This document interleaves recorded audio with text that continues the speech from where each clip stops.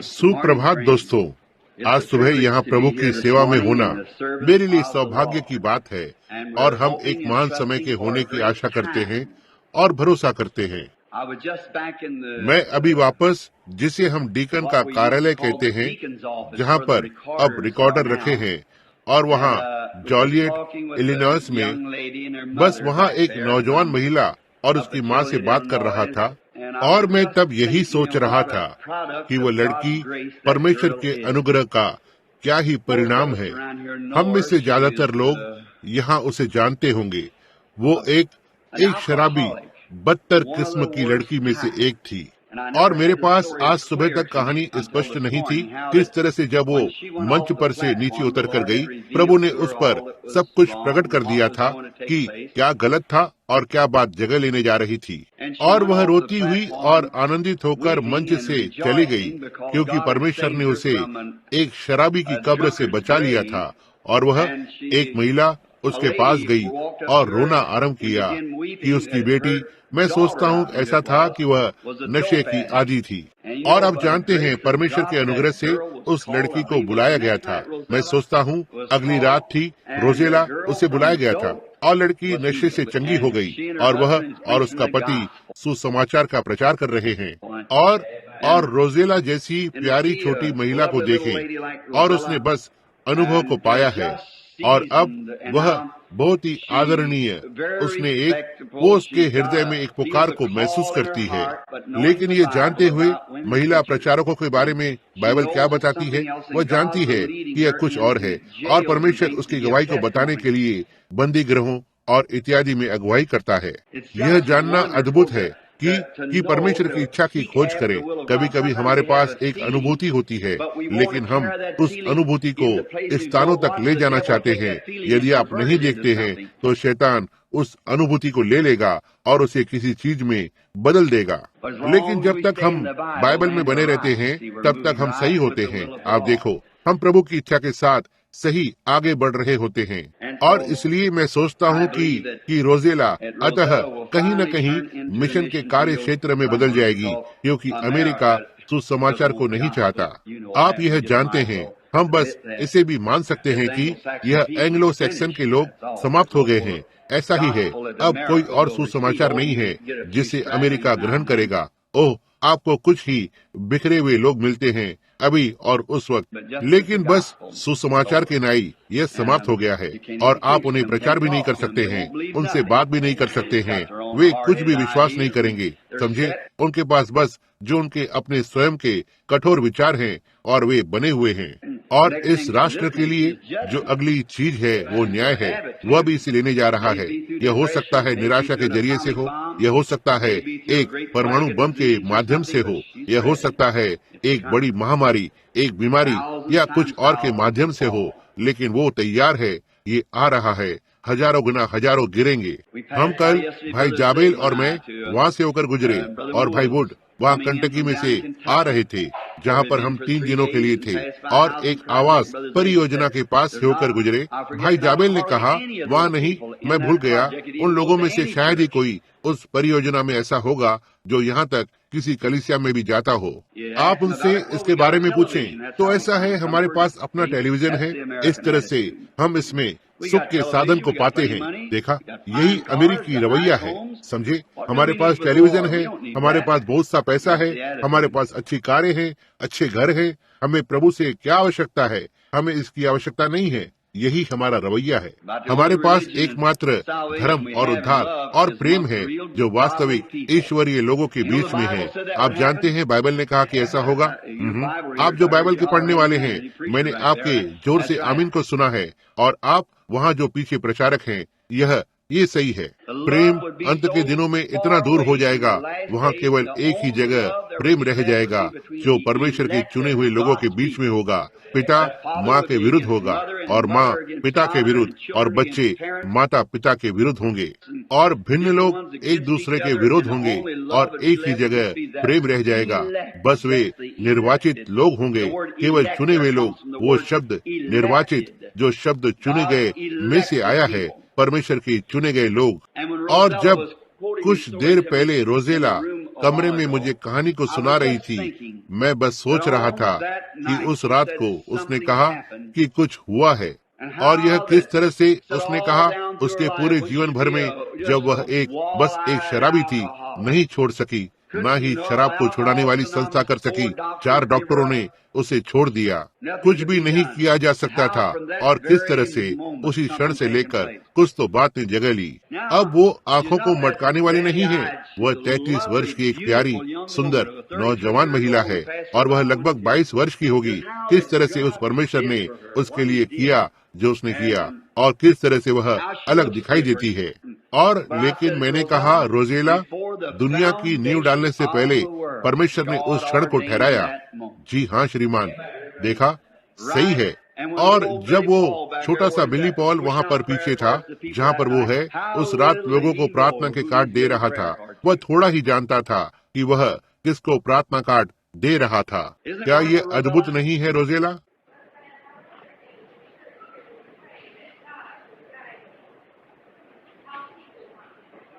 आमीन। प्रभु आपको आशीष दे रोजेला। मुझे यकीन है कि हम ऐसा करेंगे। वह चाहती है कि कलीसिया प्रार्थना करे कि परमेश्वर उसका मार्गदर्शन करे, अर्थात उसके ना बदलने वाले हाथ का अनुसरण करते हुए। ओह, यह बहुत अच्छा है। आज सुबह मेरे सामने एक बहुत बड़े प्रस्ताव को रखा गया था। यह लगभग कोई तो एक कई गुना बहु करोड़पति है जो यहाँ लुइसविले केंटकी में यहाँ देना चाहता है, और मेरे लिए $50 लाख का आराधनालय बनाना चाहता है।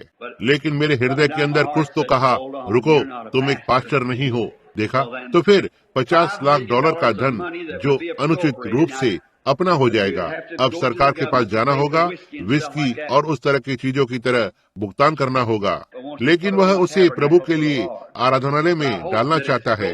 लेकिन मैं आशा करता हूँ कि यह परमेश्वर के किसी सेवक के पास जाता है जो और परमेश्वर की कुछ सेवा के लिए, लेकिन वह अब $50 लाख अनुचित रूप से अपना हो जाता है। इस पर सोचिए, यह क्या ही आराधनालय को बनाएगा। देखा कि यह कितना लुभावना दिखता है रोजेला, लेकिन यहाँ अंदर कुछ तो ऐसा है जो कुछ और ही कहता है। देखा, समझे, यहाँ कुछ तो अंदर।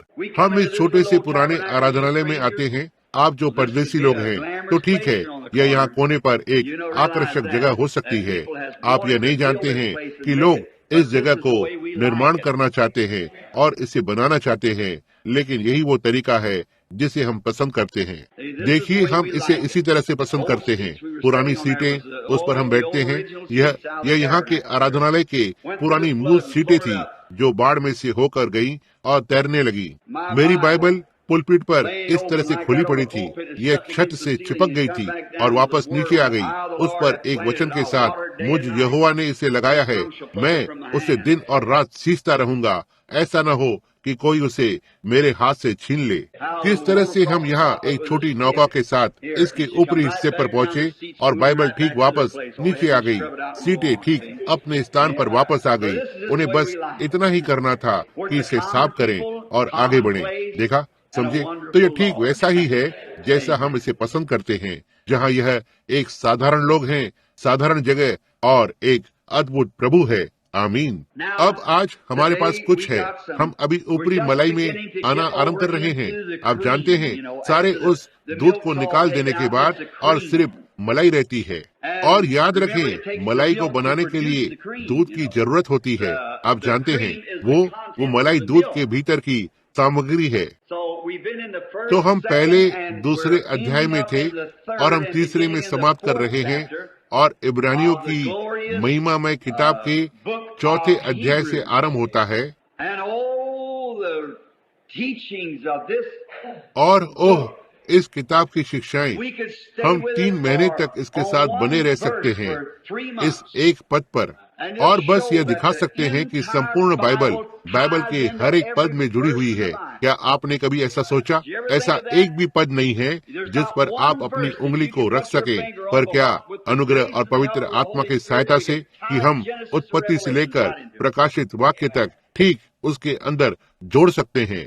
ऐसा साहित्य का कोई एक भी और लेख कहीं भी नहीं लिखा गया है जो ऐसा कर सकता हो, और गणितीय रूप से और भौगोलिक रूप से हर तरह से बाइबल में बाइबल की तरह लिखी गई कोई भी किताब नहीं है। संसार में कोई एक किताब नहीं है। मेरा मतलब है बाइबल की तरह लिखी गई हो, ऐसा कुछ भी नहीं है। बाइबल के अंक पूरी तरह से समझ से या एक ही लय में है।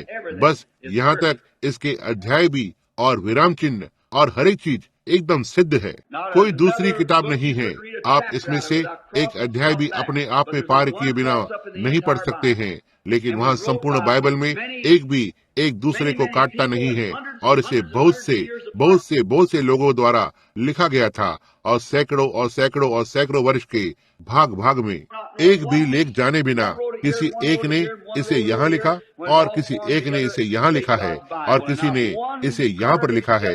जब यह सब एक साथ बना था, इसने परमेश्वर की बाइबल को बनाया और ना ही कोई एक और किसी दूसरे का एक का खंडन करता है और ना ही कोई गणित भौगोलिक तौर से। बाइबल की कोई भी चीज, हर एक चीज अंक रूप से हर एक चीज सिद्ध रूप से एक साथ बढ़ती है। क्या यह प्रेरणा से नहीं है? मैं नहीं जानता आप प्रेरणा को क्या कहेंगे।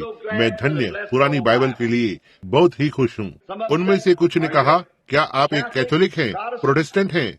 मैंने कहा, कोई एक भी नहीं हूँ। मैं बाइबल पर विश्वास करता हूँ। यह सही बात है, मैं बाइबल पर विश्वास करता हूँ और मुझे खुशी है कि हमें अभी भी इस राष्ट्र में इसका प्रचार करने की आजादी है। ओह, यह अद्भुत है। अब हम इसमें से अध्ययन करने जा रहे हैं और अब हम इब्रानियों की किताब की ओर जाएंगे और तीसरे अध्याय से आरंभ करेंगे और हमने 15वें पद पर छोड़ा था। और अब आप सब, मैंने कुछ समय पहले किसी को ध्यान देते हुए देखा जब मैंने अपना पढ़ने का चश्मा उठाया। यह ऐसा नहीं है कि मेरी आंखें खराब है, लेकिन मेरी उम्र 40 वर्ष के पार हो चुकी है। मैं इसे ठीक यहाँ पर पढ़ सकता हूँ, बस सामान्य तौर पर, लेकिन मैं इसे चश्मे से और बेहतर पढ़ सकता हूँ। और उन्होंने मुझे पढ़ने वाले चश्मे की एक जोड़ी बनाकर दी है जिसका मैं उपयोग करना चाहता हूँ, क्योंकि मैं इसे बेहतर और जल्दी पढ़ सकता हूँ। और यही है जिसके लिए ये मेरे पास है। अब मैं सबसे पहले हम एक छोटी सी बुनियाद या पृष्ठभूमि को रखना चाहते हैं, क्योंकि हमारे बीच कुछ अजनबी लोग हो सकते हैं जिन्होंने इब्रानियों की किताब का पहला भाग नहीं सीखा है। क्या आप श्रीमती कॉक्स हैं जो ठीक यहाँ अंत में बैठी हुई है? तो ठीक है, मैं निश्चय ही उसे देखकर खुश हूँ। बस इससे पहले मैं शुरू करूँ, परमेश्वर के अनुग्रह की गवाही की नाई, यहाँ एक कैंसर से पीड़ित एक महिला थी जो उसके मुंह को खा रहा था। वह बहन वुड की माँ है और मैं मिशिगन में जीन और लियो के साथ था और वे रिकॉर्डिंग को कर रहे थे। और घर के रास्ते में पत्नी ने मुझे फोन किया या मैंने उसे फोन किया। उसने कहा, मिसेज कॉक्स जो मिसेज वुड की माँ है, उसके लिए तुरंत ही प्रार्थना करें, क्योंकि कैंसर उनके मुंह को खा रहा है। यह आंख के बगल में जा चुका है और नीचे हड्डी की ओर उसके चेहरे के किनारे सतह पर और बस फैलता जा रहा है। किसी डॉक्टर ने इसके लिए कुछ और ही कर दिया, बस इसे और खराब कर दिया और बस इसे फैला दिया है। इसमें किसी तरह की दवा को डाल दिया है और वे उसे वहाँ नीचे से कैंपल बेल्स विले केंटकी में लेकर आए हैं, या मैं सोचता हूँ एक्टन केंटकी लुइस विले की ओर इलाज करने के लिए। और इसलिए श्रीमती वुड, मैंने पहली बार उसे देखा कि वह टूटी हुई थी, क्योंकि जाहिर है वह उसकी माँ थी और निश्चय ही वो टूटा हुआ महसूस करेगी। मैंने कमरे में जाकर और उसके लिए प्रार्थना की, इस भरोसे के साथ कि परमेश्वर ने कहा कि वह प्रार्थना का उत्तर देगा। और कुछ दिन वह उससे बाहर थी और वहाँ वो अब बैठी हुई है, बस उस अद्भुत अनुग्रह के साथ जो उसने उसके लिए किस तरह से किया है। क्या आप खड़ी होंगी? मैं आपको एक सार्वजनिक नहीं बनाना चाहता। कहाँ कैंसर कहाँ पर स्थित था? चेहरे के किनारे पर, वहाँ देखें, उसके चेहरे के उस तरफ या नीचे की ओर, उसके गाल की हड्डी तक, उसकी आंख के चारों ओर, और परमेश्वर ने उसे चंगा किया। क्या वह अद्भुत नहीं है? पिछले रविवार कितने लोग यहाँ पर थे यह देखने के लिए कि प्रभु ने एक दर्शन के द्वारा क्या किया। एक मनुष्य अपंग और अंधा दोनों था, ठीक यहाँ एक व्हील चेयर पर बैठा हुआ था। और मुझे कुछ दुख हुआ जब यहाँ बैठे उस बूढ़े व्यक्ति ने कहा, भाई ब्रैनम, मैं सोचता हूँ कि यह ठीक यहाँ ये वो भाई था। कहा, ऐसा ही मेरी पत्नी के लिए भी करें। यहाँ उसकी एक पत्नी है जो अपंग है। मेरा हृदय तब पिघल गया। मैं चाहता हूँ मैं संसार में कुछ भी दे देता यदि मैं कर सकता तो, लेकिन ऐसा नहीं है। मेरी सामर्थ्य में मत रखना, लेकिन यह मेरी सामर्थ्य और आपकी सामर्थ्य के लिए रखा है कि प्रार्थना करें कि परमेश्वर इसे करेगा। उसकी एक अपंग पत्नी है, लकवाग्रस्त हाथ, एक लकवाग्रस्त पैर, ऐसा दिखाई देता है। और इस व्यक्ति की हालत उससे कहीं अधिक खराब थी, क्योंकि वह खड़ी हो सकती है और थोड़ा चल सकती है, लेकिन यह व्यक्ति यहाँ तक ऐसा भी नहीं कर सकता था। और वह उसके दिमाग की मुख्य संतुलित करने वाली नस जा चुकी थी। मेयोस, कई अन्य लोगों ने उसे छोड़ दिया था और एक कैथोलिक ने उसे यहाँ पर भेजा, एक कैथोलिक डॉक्टर ने। और जैस्पर, इंडियाना में सेंट मिरनॉड में उसका लड़का वहाँ पर एक पादरी है, लेकिन वह उस वहाँ आने वाली बेदारी के लिए बुनियाद के पत्थरों को रख रहा है। और जब वह उठ खड़ा हुआ, उसने कहा, लेकिन मैं नहीं। उसने देखा, कहा, जी हाँ, मैं कर सकता हूँ। उसने सोचा कि वह नहीं देख सकता, आप जानते हैं। और उसने ऊपर की ओर देखा और उसके सिर को उठाकर देखा और वहाँ चल सका और देख सका। वो अपने आप से गलियारे से नीचे चला गया और वे पेस्बिटेरियन थे। वह रूढ़िवादी था। और बात करें, आप सोचते हैं कि केवल पेंटिकॉस्टल या पवित्र लोग ही चिल्ला सकते हैं। आपको ये गलत फहमी है। वे निश्चित रूप से कुछ चिल्ला सकते हैं जब वे ऐसा कुछ होते देखते हैं, एक दूसरे को गले लगाते हुए, और चिल्ला सकते हैं। अपनी व्हील चेयर को धकेलते हुए सीधे बाहर चलकर गया और सीढ़ियों से नीचे चला गया, चलते हुए उसके सिर की संतुलित नसों के साथ। इस पर सोचें, आपकी तरह चलते हुए या जैसे मैं चलता हूँ। ओह, वो अद्भुत है। अब पौलुस ने इब्रानियों की किताब लिखी और इब्रानियों के इस लेखन में उसने इसे लिखा और उसके इन किताबों को लिखा। हम देखते हैं, अब हम जाएंगे। यह एक संडे स्कूल की शिक्षा है और मैं ध्यान देने की कोशिश करूंगा और ज्यादा समय नहीं लूं, और फिर हमारे पास सभाएं होंगी उन्हें आज रात को आगे जारी रखने के लिए, प्रभु ने चाहा तो। अब इब्रानियों की किताब और पौलुस की बाकी की पत्रियों में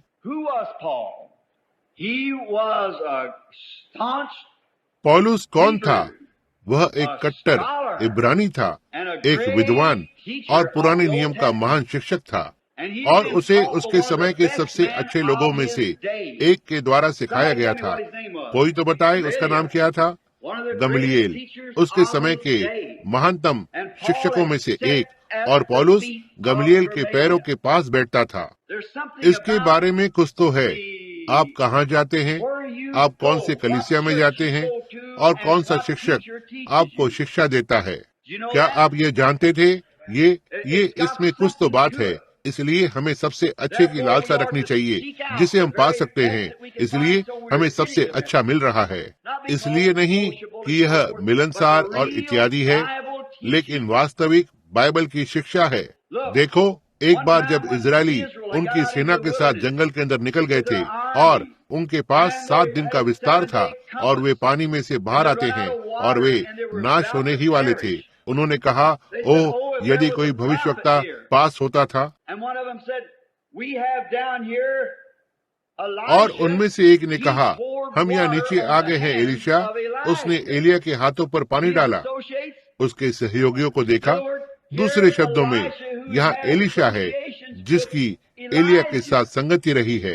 प्रभु का वचन उसके साथ है। आपने इसे समझा?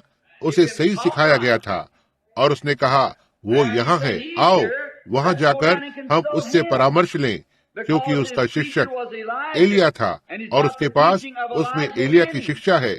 देखा, इससे क्या फर्क पड़ता है? निश्चय ही हम सीखना चाहते हैं। इसलिए पौलुस के पास गमलीएल की शिक्षा थी, और गमलीएल वह महान व्यक्ति था जिसने चुनाव किया था। वो व्यक्ति एक विद्वान होने के नाते कि जब यह सब चल रहा था, प्रारंभिक कलीसिया की शुरुआत हुई, उसने कहा, आओ हम उस पर हाथ को न डालें। भाइयों, यदि यह परमेश्वर की ओर से नहीं है तो यह कैसे भी शून्य हो जाएगा, लेकिन यह परमेश्वर की ओर से है, और यदि हम इसके विरुद्ध लड़ते हैं तो हम अपने आप को परमेश्वर के विरुद्ध लड़ते हुए पाएंगे। देखो, उसने कुछ अच्छी शिक्षा को दिया था। पौलुस इस मनुष्य के हाथ के नीचे ऊपर आया था और वह जानता था कि पौलुस एक महान शिक्षक था। तो एक दिन जो हृदय में सच्चा था, कलीसिया को सता रहा था वहाँ उन्हें पकड़ने के लिए जा रहा था। आइए अब हम पौलुस से एक और छोटे रूप को लेते हैं। जब हम हमारे पृष्ठभूमि को लेते हैं, जब यहूदा अपराध के द्वारा, धन के लोभ और जीवन के घमंड के द्वारा गिर गया, वह अनुग्रह से गिर गया और उसके स्थान पर चला गया। और चेलों ने कहा वहाँ अवश्य ही 12 होना है। और कलीसिया अपनी सारी प्रतिष्ठा के साथ, आपको यह दिखाने के लिए कि कलीसिया क्या है, इसकी सारी प्रतिष्ठा के साथ और अपनी सारी सामर्थ्य के साथ, यह अभी भी लाखों मील छोटी है इसके सबसे अच्छे रूप में। उन्होंने कहा हमें यह देखना होगा कि हम में से एक कौन है जो उस जगह को लेगा। और उन्होंने चिट्ठी डालकर मतीहा को चुना। मतिया मैं सोचता हूँ, या मतिया मैं सोचता हूँ कि वही है। और जब वे उसे चुनकर और उन 12 के साथ रखा, उन 11 के साथ, जिसे मिलाकर 12 बनते हैं, उसने एक काम भी नहीं किया। केवल यही वो समय था जब पवित्र शास्त्र में कभी उसके नाम का उल्लेख किया गया है। वह कलीसिया थी जो अपनी पसंद को बना रही थी। अब उन्होंने सोचा वह एक सज्जन व्यक्ति है, इसमें कोई संदेह नहीं। वह एक अद्भुत मनुष्य है, वह एक विद्वान है, वह चतुर है, वह शिक्षित है, वह एक अद्भुत व्यक्ति है। वह यहूदा की जगह को ले लेगा और हम में से एक होगा। लेकिन आप जानते हैं, परमेश्वर कभी कभी इनमें से कुछ बनाता है। हमारी राय में किसी सबसे मूर्खता पूर्वक चुनाव को करते हैं। अब परमेश्वर ने एक छोटे से नोकीले नाक वाले यहूदी को देखा, बस गुस्से से भरा हुआ जितना कि वो हो सकता था। उसका मुंह एक तरफ से घुमा हुआ था। मैं वहाँ नीचे जाकर उनमें से प्रत्येक को गिरफ्तार कर लूंगा, मैं उन्हें बंदीगृह में डाल दूंगा, मैं ऐसा करूंगा। यह परमेश्वर की पसंद थी। उनमें से बाकी ने एक विद्वान और एक राजनीतिक को लिया। यह कलीसिया की पसंद है। देखो, आप नहीं जानते कि वेदी पर वो कौन है। आप नहीं जानते कि आप किसकी गवाही दे रहे हैं, बंदीगृह में या कहीं पर भी ये है। यह एक लड़ाकू की तरह लग सकता है। उसके कान टूटे हुए हों, आंखें घायल हों, और लेकिन आप नहीं जानते कि वह कौन है। आपने बस अपने चुनाव को डाला, बस इतना ही। उसे वचन को दें। परमेश्वर उसकी पसंद को लेता है। और परमेश्वर ने इस छोटे से झट क्रोध करने वाले यहूदी को चुना। मेरा मतलब उसे चुनता है, वो उसके मार्ग पर है। मैं वहाँ जाकर और उन्हें पकड़ लूंगा। मैं उन्हें दिखाऊंगा कि मैं इस तरह से क्या कर सकता हूँ। और परमेश्वर ने उसे तब नीचे गिरा दिया। परमेश्वर ने कहा यह मेरी पसंद है। ठीक वहाँ क्या यह कलीसिया के लिए मूर्खता नहीं होगी? क्यों? वह तो कलीसिया को सताता है। वह एक शारीरिक मनुष्य है, लेकिन परमेश्वर जानता था कि मनुष्य के अंदर क्या है। समझे मेरा क्या मतलब है? तो पौलुस के पास एक अनुभव था। कितने लोग विश्वास करते हैं कि परिवर्तन के द्वारा अनुभव आता है? निश्चय ही यदि ऐसा नहीं होता है तो मुझे परिवर्तन पर संदेह होगा। एक परिवर्तन अनुभव को लाता है, और आप इसे अब भी किसी चीज के लिए जांच या परख नहीं सकते। कभी कभी यह हो सकता है चिल्लाना हो, कभी कभी यह हो सकता है अन्य भाषा में बोलना हो, कभी कभी यह हो सकता है रोना हो, कभी कभी यह कराहना भी हो सकता है। आप नहीं जानते कि यह क्या है, इसलिए इसे परखने की कोशिश न करें, क्योंकि आप में से हर एक जन इसमें गलत साबित हुआ है। आप जो मेथोडिस्ट हैं, और आप जो बैप्टिस्ट हैं, और आप नाजरीन और पेंटिकॉस्टल हैं। मैंने देखा है कि लोग जितना जोर से चिल्ला सकते हैं उतना जोर से वे चिल्लाते हैं। यदि वे कर सकते हैं तो आपके दांतों से सोना भी चुरा लेंगे। जी हाँ श्रीमान, मैंने देखा है कि लोग सूखे गाय के चमड़े पर मटर उंडेलने के जैसे अन्य जुबान में बोलते हैं और भलाई के प्रति ईमानदार होते हैं। मुंह के दूसरी तरफ तंबाकू को चबाते हैं, और यदि वे ऐसा कर सके तो आपका गला भी काट लें। ये सही बात है। तो उन्हें बातें ऐसी नहीं, इस बात का कोई प्रमाण नहीं है कि आप इसे साबित कर सके। केवल उस व्यक्ति के जीवन के द्वारा ही साबित होता है। उनके फलों के द्वारा तुम उन्हें जान लोगे। तो ये सब परमेश्वर पर निर्भर करता है। वह एक चुनाव को करता है, वह चीजों को एक साथ लाता है, और यह इसी तरह से होता है। इसलिए यदि आपका जीवन बाइबल के फलों से तुलना कर रहा है तो आपको एक बहुत अच्छा गर्भ धारण हुआ है।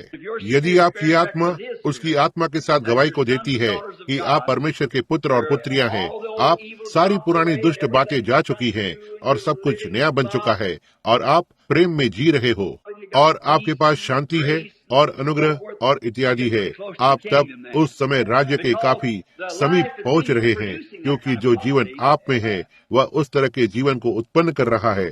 समझे? यदि आप कहते हैं ओ हालेलुया, मैंने अन्य भाषाओं में बोला हालेलुया, इससे कोई मतलब नहीं है। इसका मतलब इससे ज्यादा कुछ नहीं है कि यदि आप यहाँ से जाकर और गिटार या किसी चीज पर धुन बजाई हो, इसका एक बात से भी मतलब नहीं रखता है।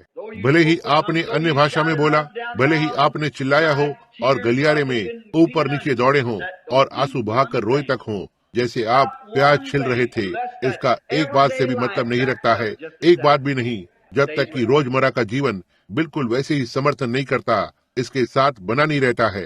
अब यदि आप उन चीजों को करते हैं, साथ ही वो जीवन आमीन करते हैं, जो ये ठीक बात है, अच्छी बात है, लेकिन आप उन चीजों को बिना उस जीवन के भी कर सकते हैं, तो फिर ना कोई चिल्लाना, इस तरह का कोई भी प्रमाण नहीं है। यीशु ने कहा उनके फलों से तुम उन्हें जान लोगे, और आत्मा का फल अन्य भाषा में बोलना नहीं है, यह आत्मा का फल नहीं है। चिल्लाना आत्मा का फल नहीं होता है, रोना आत्मा का यह फल नहीं होता है, लेकिन प्रेम, आनंद, शांति, धीरज, भलाई, नम्रता, विश्वास, दीनता, संयम, यही आत्मा के फल होते हैं। देखा, यही है जो आत्मा के फल होते हैं। तो ठीक है, अब हमारे पास इन चीजों का कारण है, वे संगठन को बनाना पसंद करते हैं। आप देखो, तो ठीक है, हमारे पास होगा। परमेश्वर धन्य है, सभी विश्वास करते हैं जिस तरह से हम करते हैं, हम इसी तरह से जाएंगे। सभी विश्वास करते हैं जैसे हम करते हैं, हम इसी तरह से जाएंगे। लेकिन परमेश्वर चाहता है कि सभी इस तरह से जाएं, ठीक ऊपर। अब पौलुस, उसके पास यह अनुभव होने के बाद, तब उसने सोचा कि यह एक अद्भुत अनुभव था।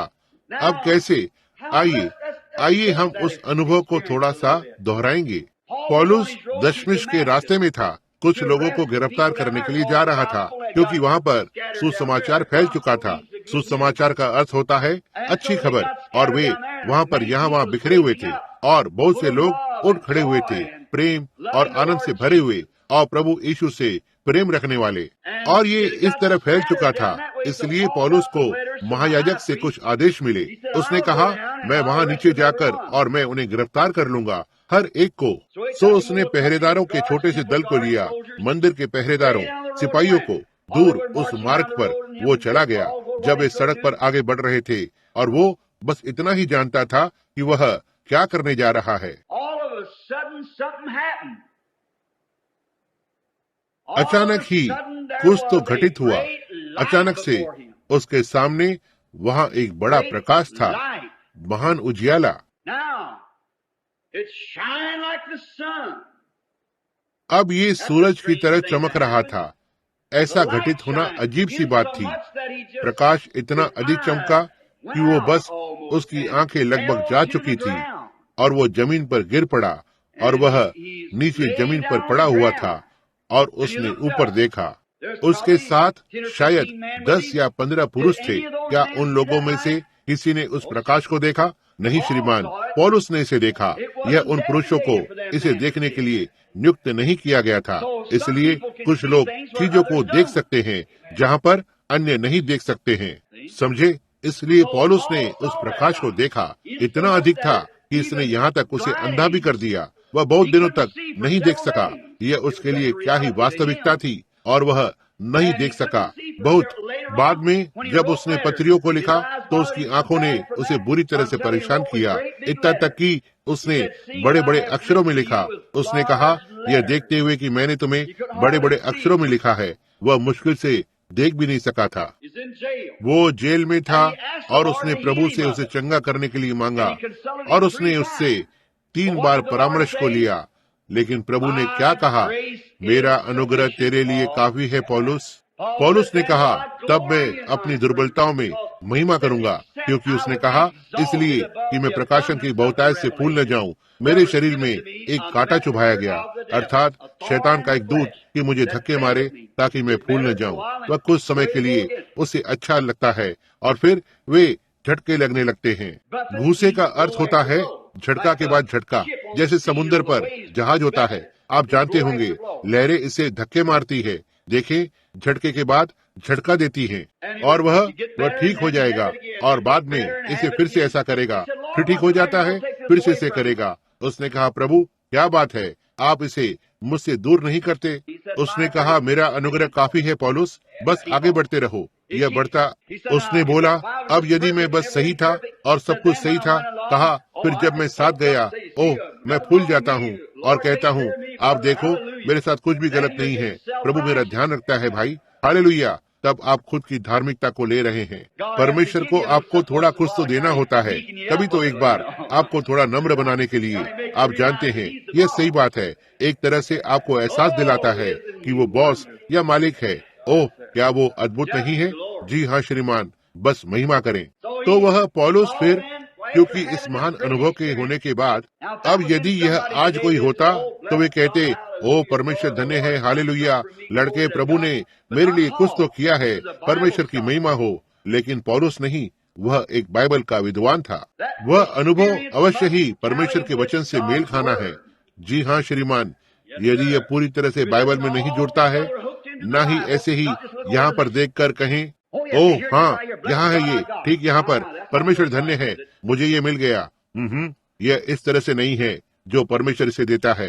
इसे अवश्य ही संपूर्ण बाइबल होना है, इसका सारा का सारा, क्योंकि आप अविश्वासी लोग इस बाइबल का उपयोग उनके आधार पर बहस करने के लिए करते हैं, लेकिन वे यहाँ से थोड़ा सा वचन लेंगे, यहाँ से पलटेंगे और यहाँ से थोड़ा कुछ और वचन लेंगे, उन्हें एक साथ जोड़ने की कोशिश करते हैं, और यह पूरी तरह से दो अलग अलग विषय होते हैं। इसलिए आपको वचन की तुलना वचन के साथ करना होगा।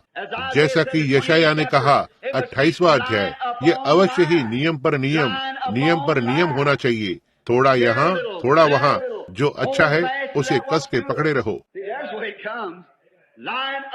देखो, यह इसी तरह से ये आता है, नियम पर नियम, शब्द पर शब्द, वचन पर वचन, ये अवश्य सब एक साथ संकलित होना चाहिए। इसलिए मैं सोचता हूँ इन शिक्षाओं में जैसे हम ये अभी ले रहे हैं, ये कलीसिया के लिए बहुत बड़ी चीज है, क्योंकि ये उन्हें उस स्थान पर ले आता है जहाँ सारे वचन आपस में जुड़े हुए होते हैं, और हमारा अनुभव अवश्य ही उस वचन के साथ जुड़ा होना चाहिए। ओ, यहाँ है ये, यदि ऐसा नहीं होता है तब यह गलत है। और किस तरह मैं वर्षों तक चला, यह नहीं जानते हुए कि वह प्रकाश क्या था जिसने पौलुस को नीचे गिरा दिया। जब बाहरी दुनिया, वचन, वे लोग और उन प्रचारकों ने मुझे यह बताने की कोशिश की, यह शैतान की ओर से है, क्योंकि तुम एक भविष्य बताने वाले बनोगे, तुम एक आत्मिकवाद बनोगे, तुम उसके साथ खिलवाड़ मत करो बिली, इसके साथ कुछ तो गलत है, तुम ऐसा मत करो लड़के, ये गलत है, यही वो शैतान है। ठीक है लड़के, तुम एक नियमित जरिया बनोगे, यदि तुम ऐसा करते हो तो तुम एक आत्मिकवाद बनोगे। ओह, यह सब शैतान की ओर से है, यह सही नहीं है। लेकिन जब मैं इसका प्रचार नहीं करना चाहता था, लेकिन जब वो दशमिश के रास्ते पर था, पौलुस ने इसे प्रचार नहीं करना चाहा, जब तक कि उसने जान नहीं लिया कि यह सही था या नहीं। इसलिए वो 3 वर्ष के लिए अरब में चला जाता है और वचन का अध्ययन करता है।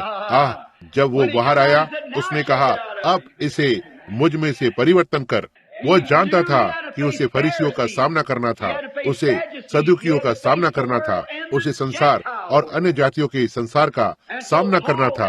और सो पौलुस, यह बाइबल लिखी गई है, इब्रानियों की यह किताब इसी उद्देश्य से लिखी गई है।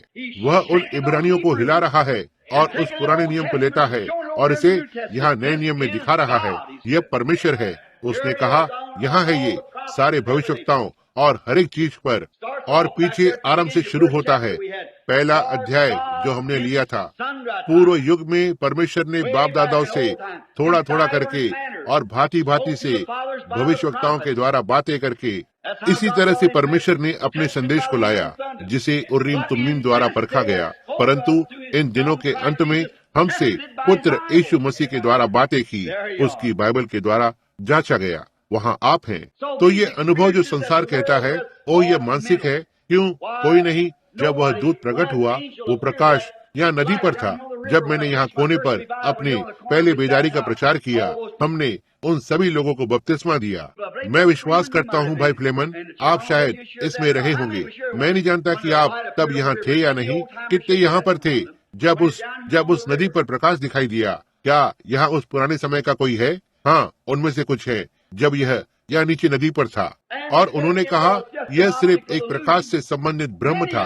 हम में से बहुत से लोग खड़े हुए थे, इसकी ओर देख रहे थे, और यहाँ पर ये नीचे आ गया और फिर वर्षों के बाद परमेश्वर ने इसे एक कैमरे की यांत्रिकी आग के द्वारा साबित कर दिया। यह सच है। अच्छा, क्या क्या यह कुछ काल्पनिक है या कुछ ऐसा है कि नहीं श्रीमान, हम इसे ठीक यहाँ बाइबल में से ले रहे हैं और आपको दिखा रहे हैं। यह वही प्रभु यीशु है, वह उन्हीं कामों को करता है, उसकी क्रिया वही है, उसकी सामर्थ वही है। देखिए, पिछले रविवार यहाँ उधर मेरे बिस्तर पर लेटा हुआ था। अपने जीवन में उस मनुष्य को कभी नहीं देखा। बाहर आकर और कहा, वहाँ आराधनालय में एक मनुष्य है और वह अधेर, काले सिर वाला, अधेर होता हुआ, वह अंधा है और वह चल नहीं सकता है, वह व्हील चेयर पर है। एक काले सिर वाले व्यक्ति ने उसे ऊपर भेजा है। एक डॉक्टर, वो डॉक्टर एकरमैन, एक काले सिर वाला व्यक्ति, कैथोलिक व्यक्ति, एक मनुष्य को यहाँ भेजा। ठीक वहाँ बैठा हुआ था और यहोवा यो कहता है, वो उठ खड़ा हुआ, अपनी दृष्टि और हर एक चीज को पाकर और बाहर चलकर गया। यह किसने किया? यहाँ पर वही वो दूत है, ये वही वो एक है जिसने दशमिक को जाने वाले रास्ते में पौलुस को नीचे गिराया था। वह आज उसके कलीसिया और उसके लोगों में रहता है। यह वचन है जो वचन के साथ तुलना करता है। इसी तरह से ऐसा ही होना चाहिए। ओह, हमारे पास गुनगुने हैं, हम थोड़ी देर के बाद इसमें जाएंगे। ओह, हमारे सामने एक गहरी बात है, यदि हम अभी उसमें उतर सकते हैं आज रात को। अब गहरे पानी में उतरना शुरू हो गया है, जहां आप जानते हैं, जब मैं छोटा सा लड़का था, मेरी जगह के पीछे एक छोटा सा तालाब हुआ करता था और मैं वहां जाया करता था और हम सभी छोटे बच्चे नग्न अंदर चले जाते, छोटे लगभग 6-7 वर्ष के बच्चे, और हम पानी लगभग इतना गहरा था, यह एक सुअर के कीचड़ के कुंड से अधिक बड़ा नहीं था और मेरे पास वहाँ एक साबुन की डिब्बी थी। मैं दिखाता कि मैं गोता लगा सकता हूँ, मेरी नाक को पकड़ता और दिखावा करता उस तरह जाते हुए, और मेरा छोटा सा पेट नीचे कीचड़ से टकराता, आप जानते होंगे, और ये यहाँ वहाँ उड़ने लगता। मैंने अपने पिता को बताया कि मैं तैर सकता हूँ। एक दिन वो मुझे पीछे वहाँ लेकर गए। उन्होंने कहा, मैं तुम्हें तैरते हुए देखना चाहता हूँ। मैं वहाँ से कूद गया।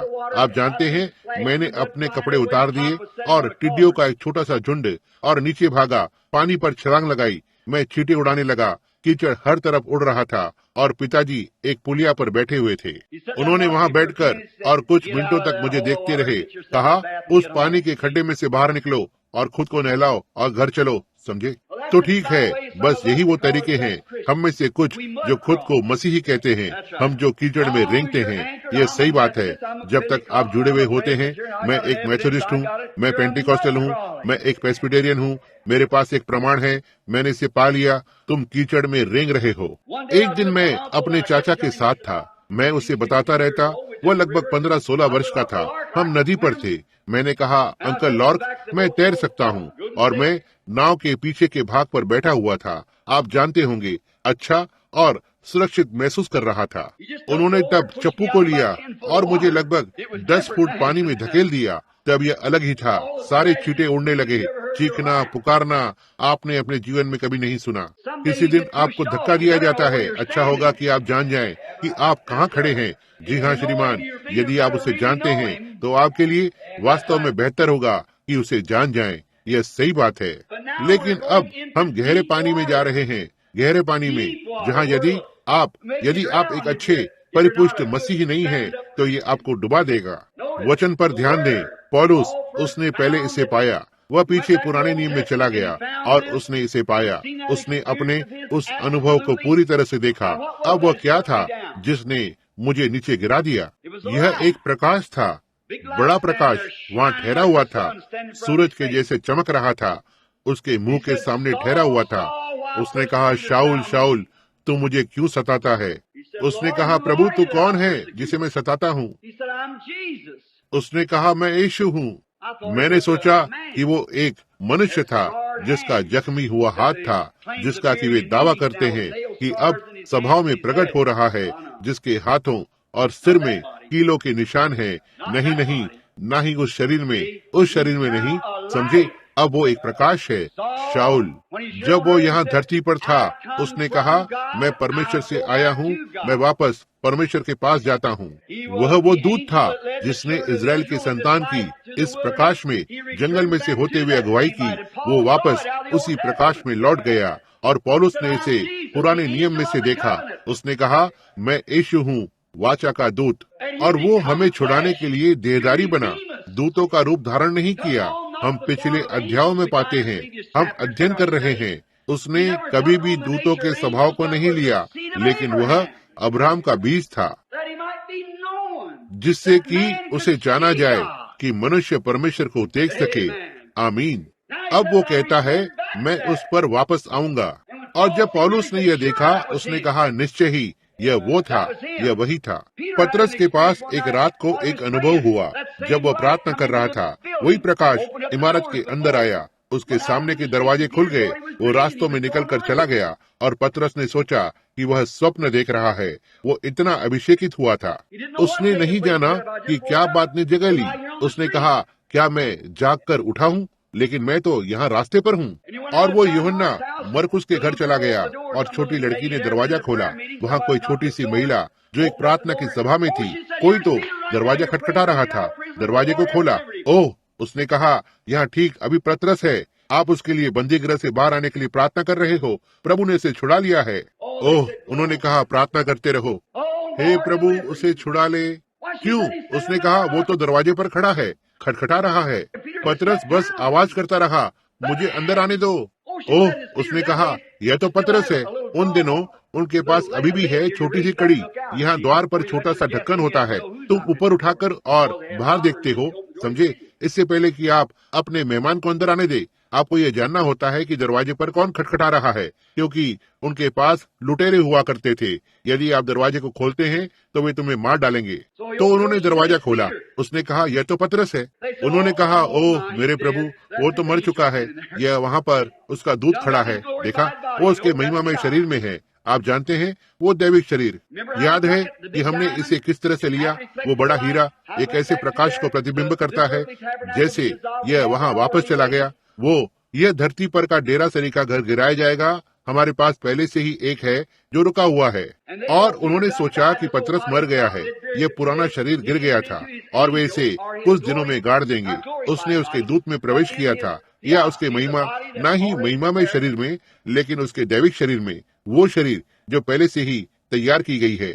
यह आपके हाथों को नहीं मिला सकता, उसके पास इस तरह से मिलाने के लिए हाथ नहीं है, लेकिन ये एक मनुष्य के स्वरूप में होता है। नीचे आकर और दरवाजे पर खटखटा रहा था। उसने कहा, नहीं, यह पतरस है, वह वहाँ पर खड़ा हुआ है। उसने दरवाजा खोला और चलकर अंदर गया, वहाँ वो था। अब पतरस को इस प्रकाश के द्वारा छुड़ाया गया था।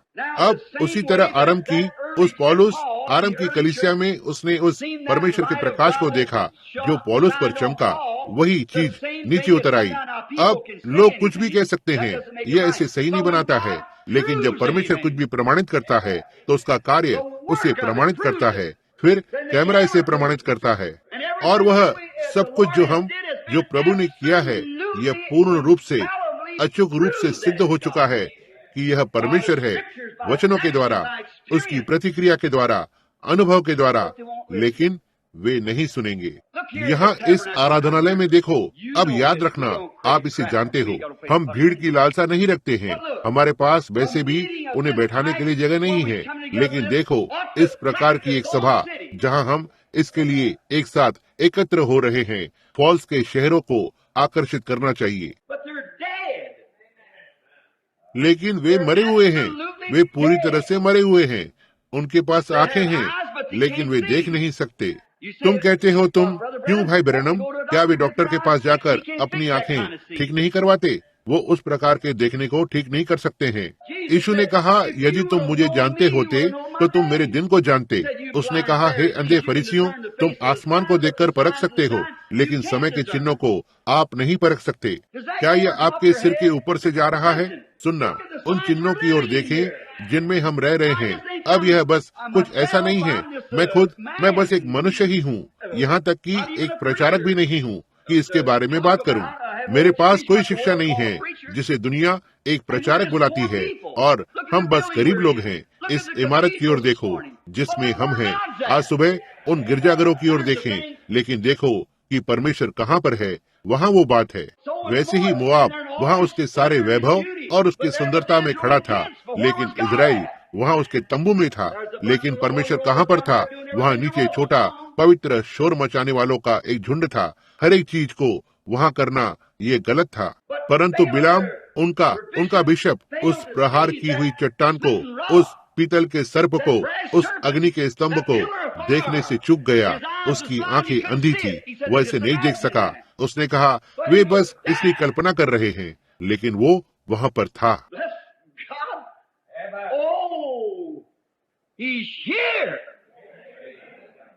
परमेश्वर धन्य हो, ओह वो यहाँ है, परमेश्वर यहाँ पर है और वह उसी काम को कर रहा है जो उसने किया है। और वह चाहता, हम वचन की तुलना वचन से करते हैं। परमेश्वर ने धरती पर कभी भी अपने आप को कुछ बड़ा चित्रित करके नहीं बताया है, लेकिन वो हमेशा ही साधारण और नम्र लोगों के बीच रहता है। और वो आज सुबह यहाँ है, उसी काम को कर रहा है। वचन इसे प्रमाणित करता है, कैमरा इसे प्रमाणित करता है। अब यही वो कारण है कि मैं उस तस्वीर का उल्लेख करता हूँ। ऐसा इसलिए नहीं है क्योंकि मैं वहाँ उस तस्वीर में हूँ। मैं तो बस एक पापी हूँ, अनुग्रह के द्वारा बचाया गया जैसे आप हो। लेकिन मैं जो कहने की कोशिश कर रहा हूँ वो ये है कि ये उसकी उपस्थिति हमारे साथ है। यही वो मुख्य बात है। तो ठीक है, यदि उसने मुझे एक देहधारी एलीशा बनाया, यदि आपके पास विश्वास नहीं होता है कि इस पर विश्वास करें, तो इससे आपका कभी भी भला नहीं होगा। वह उसके अपनों के पास आया, उसके अपनों ने उसे ग्रहण नहीं किया। यही वो कारण है कि आज यहाँ शहर में हूँ। क्यों मैं यहाँ एक बेदारी शुरू कर सकता हूँ। किसी बड़ी इमारत या कहीं किसी में आपको कभी भी इस पर विश्वास करने वाले बहुत से लोग नहीं मिलेंगे। वे बस नहीं करेंगे, वे नहीं कर सकते, उनके दिन खत्म हो गए हैं। यही शिक्षा आज सुबह अफ्रीका में हो सकता है कम से कम 10,000 को उत्पन्न करे। मसीह के लिए 10,000 प्राण जहाँ हो सकता है आज सुबह एक पापी यहाँ बैठा हुआ हो, या ऐसा ही कुछ तो कोई पीछे हटा हुआ बैठा हो। उनमें से अधिकांश ऐसे हैं जो बस पूरी तरह से बारीकी से तलाश कर चुके हैं। इतना तक ये अब समाप्त हुए हैं। ऐसा ही है। लेकिन हम जो कहने की कोशिश कर रहे हैं वो ये है कि वचन की तुलना वचन से करना है। अब कोई फर्क नहीं पड़ता कि अनुभव कितना बड़ा है, जब तक कि इसकी तुलना वचन से नहीं होती है। यह गलत है। वो उरीम तुमीम, कोई फर्क नहीं पड़ता भविष्यवक्ता कितना भी अच्छा क्यों न हो, यदि उसने बोला और उरीम तुमीम पर वो प्रकाश नहीं चमकता तो यह गलत था। सपना कितना भी अच्छा दिखाई पड़े, यदि यह उरीम तुमीम पर नहीं चमका तो यह गलत था। जब उस याजकगण ने समाप्त कर दिया, परमेश्वर ने उसकी बाइबल को ऊपर रख दिया। पौलुस ने कहा, यदि स्वर्ग से कोई दूत भी आकर गलतियों 1:8 और जो कुछ तुम्हें प्रचार किया गया है उसके अलावा कोई और सुसमाचार को प्रचार करे, वह शापित होने दो। स्वर्ग के दूत ने यूहन्ना उस प्रकट करने वाले से कहा जो स्वयं परमेश्वर था, मुझ यीशु ने अपने दूत को भेजा ताकि प्रमाणित करूं या इन बातों को दिखाऊं। उसने कहा, यदि कोई मनुष्य उसमें एक शब्द भी जोड़े या उसमें से एक शब्द निकाले, उसी तरह उसका जीवन की पुस्तक में से निकाल लिया जाएगा। यह ऐसा ही है बाइबल। इसलिए ये अनुभव और ये चीजें जो हमारे पास यहाँ होनी है, यदि यह परमेश्वर के वचन द्वारा प्रमाणित नहीं होती तो यह गलत होगी। मैं परवाह नहीं करता क्या बात जगह लेगी, यह गलत होगा। तो यह वचन अनुसार है, पूरी तरह से सत्य। ओह, मैं बहुत खुश हूँ कि मैं मसीह की महान ध्येय का एक सदस्य हूँ। अब आइए हम आगे बढ़ें। हम विषय पर आ रहे हैं। अब हमने यहाँ पर समाप्त किया जहाँ उसने कहा, देखते हुए कि हम पर दया कर रहे हैं, ना ही मुझे क्षमा करना। यही है, मैं 12वें अध्याय से हवाला दे रहा था। मैं इसे पढ़ रहा हूँ, लेकिन मैंने इसका अध्ययन नहीं किया है। मैं भाई नॉर्मन वहाँ मेरे घर पर रुके हुए हैं और वो जानते हैं कि मुझे बस कल का दिन ही मिला था, और वहाँ पर भाई लोग ये जानते हैं मैं अभी अभी अंदर आया। केवल जो समय मुझे मिला कि वचन को पढ़ूं, जब मैं ठीक वहाँ कुछ मिनट पहले बैठा हुआ था। ये सही बात है। इसका अध्ययन न करें। मैं बस पवित्र आत्मा के लिए रुका हुआ हूँ कि वह इसे उसी तरह से दे जैसा वो चाहता है। वह जानता है कि व्यक्ति कहाँ पर है जिसके पास यह होना है। तो यदि मैं मेरे मन से कुछ तो बनाता हूँ जो मैं कहने जा रहा हूँ तो ये गलत है। लेकिन यदि मैं उसे ऐसा करने देता हूँ तो वो इसे सीधे उस स्थान पर ले जाएगा जहाँ से ये संबंध रखता है। समझे? किसी विचार को मत लेना कि तुम क्या कहोगे, क्योंकि यह तुम नहीं हो जो बोलते हो, यह तुम्हारा पिता है जो तुम में वास करता है, वो बोलता है। अब अंतिम अध्याय, पिछला अध्याय हमने सुना कि हम भला कैसे बच निकलेंगे यदि हम इस महान उद्धार को अनदेखा करते हैं, जिसकी चर्चा पहले पहल प्रभु के द्वारा हुई और उसे सुनने वालों के द्वारा, वे जिन्होंने उसे सुना। उन्हीं कामों को यीशु ने किया, ये दिखाने के लिए वही वे काम यहाँ जगह लेते हैं। वही परमेश्वर का दूत, वही कार्य, वही प्रमाण, हर एक चीज वही, हर एक चीज साथ में वही सुसमाचार, ठीक वचन के साथ। यदि यह प्रभु के द्वारा सिखाया गया था, तब उसके चेलों ने पुष्टि की कि हमने सुना है उसी पौलुस के होने पर। हम भला कैसे बच निकलेंगे यदि हम ऐसे महान उद्धार को अनदेखा करते हैं। अब पौलुस अपने इब्रानी श्रोता गणों से कह रहा था। अब उनके पास टेप रिकॉर्डर नहीं थे जैसे आज हमारे पास यहाँ है, लेकिन उनके पास ऐसे शास्त्री पुरुष थे जो वहाँ बैठे हुए थे, और जैसे जैसे पौलुस प्रचार कर रहा था वैसे वैसे वे उसे लिखते जा रहे थे। और ऐसा ही है जो ठीक यहाँ पर है। हम इसे टेप रिकॉर्डर के द्वारा ले रहे हैं और ये टेप दुनिया भर में जाते हैं। देखो, यह दिखाने के लिए कि यह सत्य है। हमारा धर्म व्यर्थ में नहीं है, यह पूरी तरह से पुनरुत्थित यीशु मसीह है। वही चीज अब हमें अवश्य ही इसे अनदेखा नहीं करना चाहिए।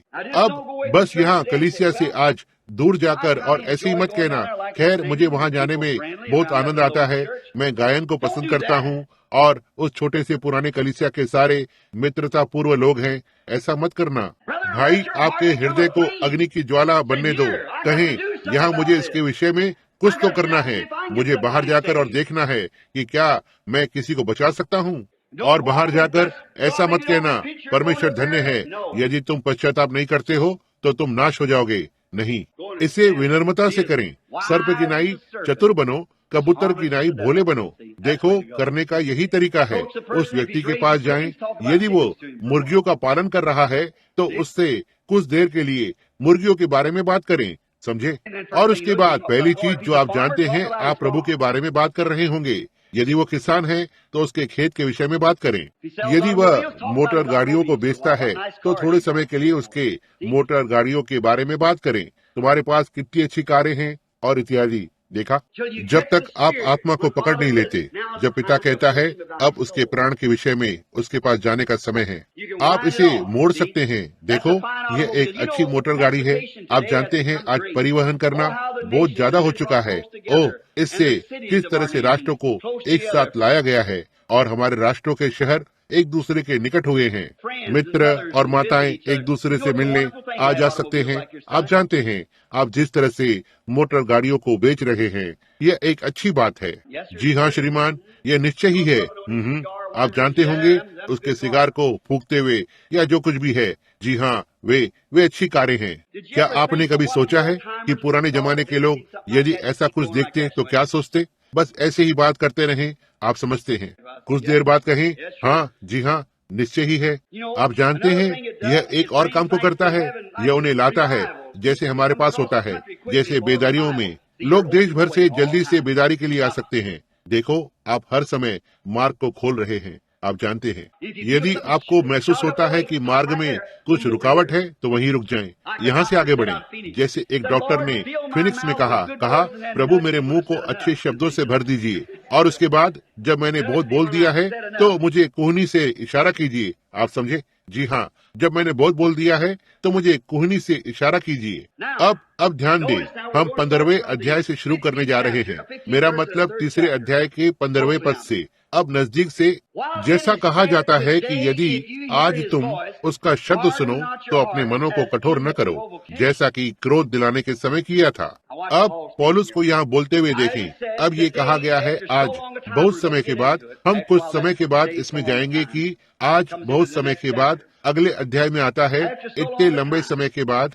जैसे कहा जाता है कि यदि आज तुम उसका शब्द सुनो तो अपने मनों को कठोर न करो, जैसा कि क्रोध दिलाने के समय किया था, जब उन्होंने परमेश्वर को क्रोध दिलाया। अब आइए अगला पद पढ़ते हैं। क्योंकि कुछ लोगों ने जब उन्होंने सुना क्रोध दिलाया। अब वह किस बारे में बात कर रहा है? सुसमाचार।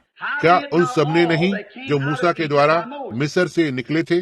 और वह 40 वर्ष तक किन लोगों से रूठा रहा? क्या उन्हीं से नहीं जिन्होंने पाप किया और उनकी लोथें जंगल में पड़ी रहीं? आइए यहाँ 1 मिनट के लिए रुके। क्रोध दिलाना। जब उन्होंने क्रोध दिलाया, अब परमेश्वर ने क्या किया? अब पौलुस बोलने की कोशिश कर रहा है। यह क्या है जो उन्हें मिस्र से बाहर ले आया? क्या यह मूसा था? नहीं, मूसा तो देह का साधन या जरिया था। अब हमें यहाँ एक बुनियाद मिली है। हम अब सीधे इसे लेना चाहते हैं। जब हम इस स्थान पर कुछ ही मिनटों में यहाँ पहुँचते हैं तो आप इसे देखेंगे। अब परमेश्वर के पास अस्थिर विश्राम के साथ उसके लोग थे। वे वहाँ मिस्र में थे। वे उनके सही स्थिति से बाहर थे। वे उनके अपने देश से बाहर थे। वे परदेसी और यात्री थे। और परमेश्वर उन्हें उस मिस्र में से, उस ठिकाने से लेकर आने वाला था, उनके अपने देश तक, जो आज का एक नमूना है। हम स्थिर नहीं हैं।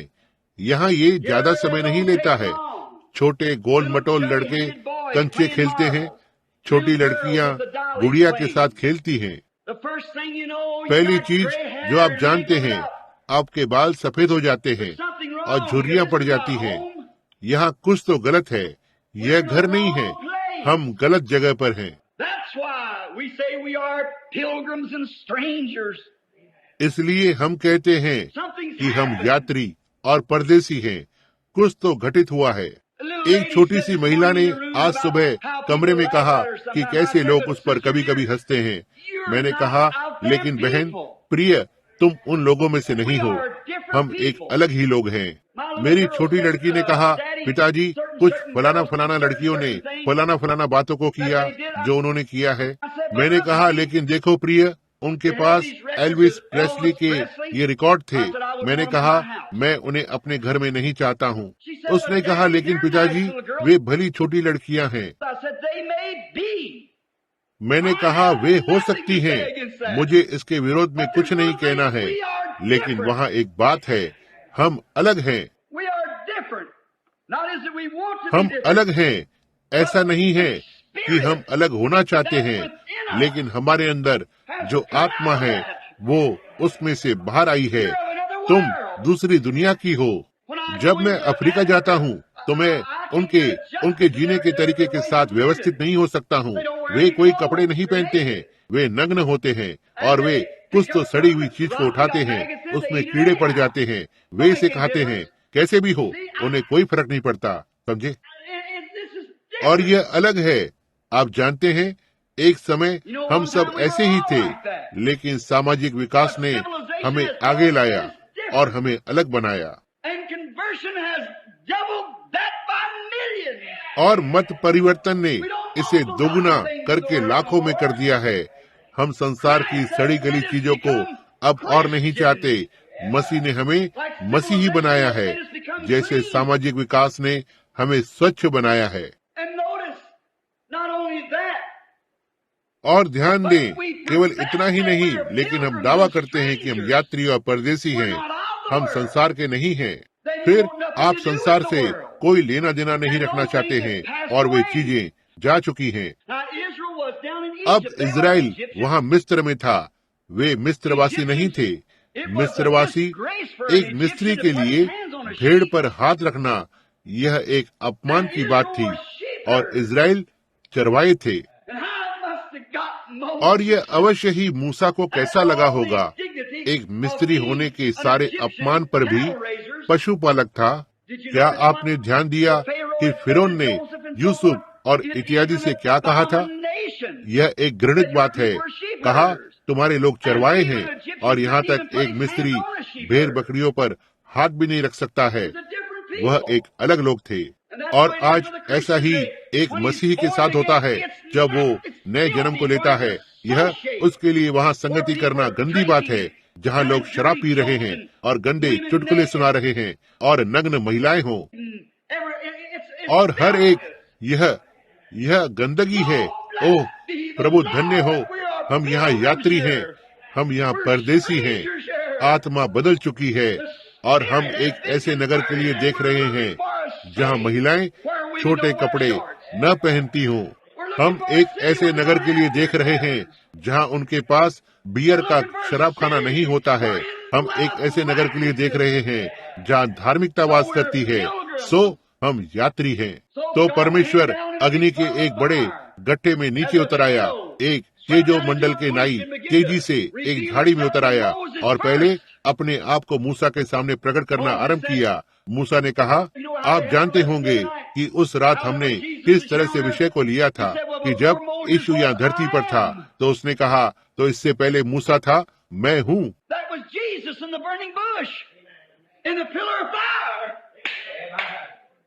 यह जलती हुई झाड़ी में अग्नि के खंभे में यीशु था। यह आज वही यीशु है और उसने अपने आप को अग्नि के खंभे में प्रकट किया और मूसा ने अनुभव को पाया। वो मिस्र के अंदर चला जाता है।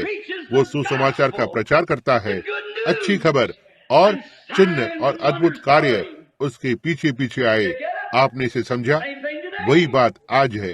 इतना ही नहीं, लेकिन जब वे इब्रानी लोग बाहर निकले, उजियाले में चले, तो उनका नेतृत्व उसी अग्नि के खंभे के द्वारा किया गया। और बाइबल ने कहा कि परमेश्वर की परीक्षा नहीं लेना। इसे देखना, मुझे इसे पढ़ने दो। सो जैसा ये कहता है कि यदि आज तुम उसका शब्द सुनो तो अपने हृदय को कठोर न करो। उसकी आवाज तुम्हारे हृदय से बोल रही है, जैसा कि क्रोध दिलाने के समय जब उन्होंने उसे क्रोध दिलाया। सुनना, क्योंकि कुछ लोगों ने जब उन्होंने सुना तो उन्होंने क्रोध दिलाया। कितने लोग जानते हैं कि इजरायलियों ने उनके अविश्वास से परमेश्वर को क्रोध दिलाया था। वे कुड़कुड़ाए, वे पूरी तरह से, परमेश्वर सीधे वहाँ चला गया। और जब वे पूरी पहली बात, वे मुसीबत में पड़ गए। यहाँ उनके ऊपर यह अग्नि का खंभा था।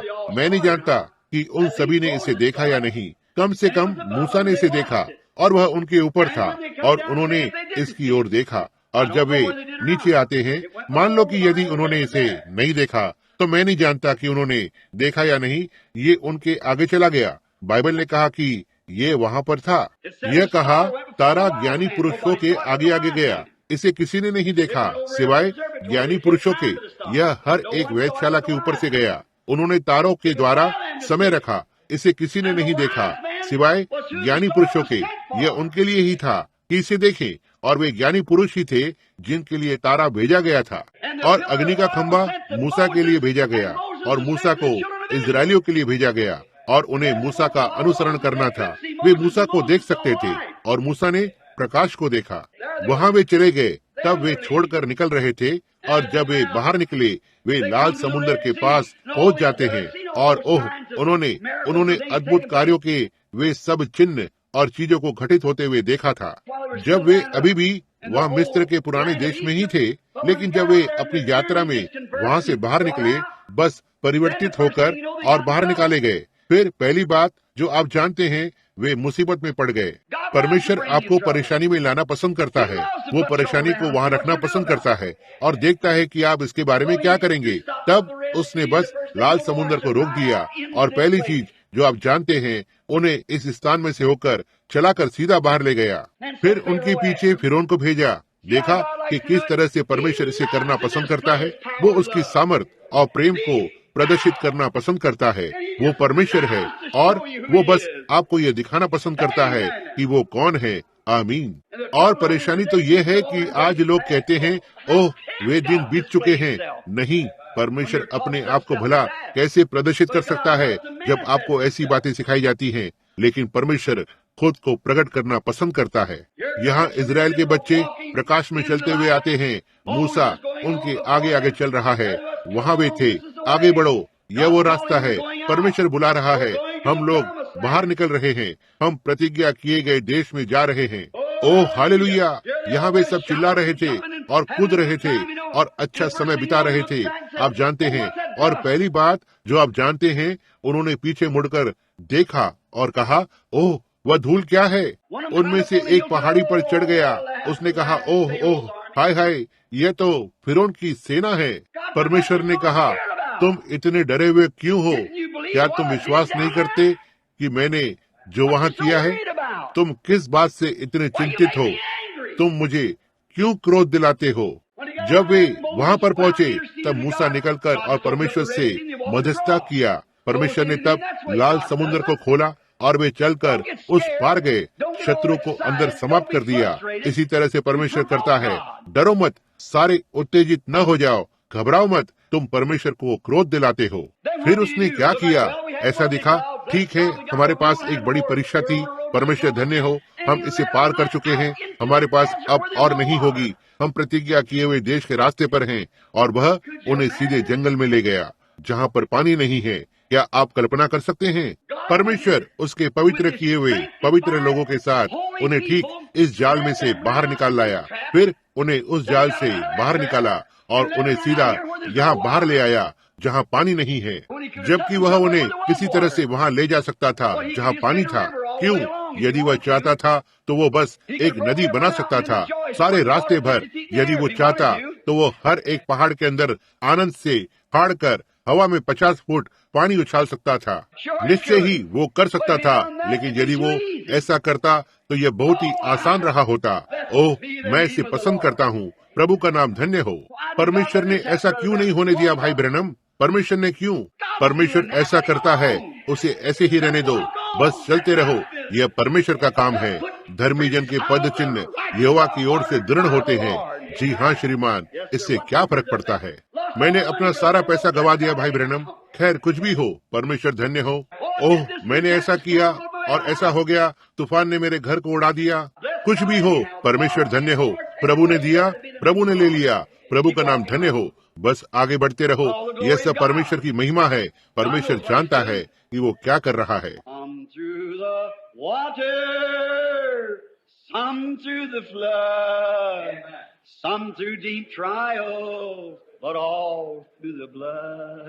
इसी प्रकार से वो उनकी अगुवाई करता है।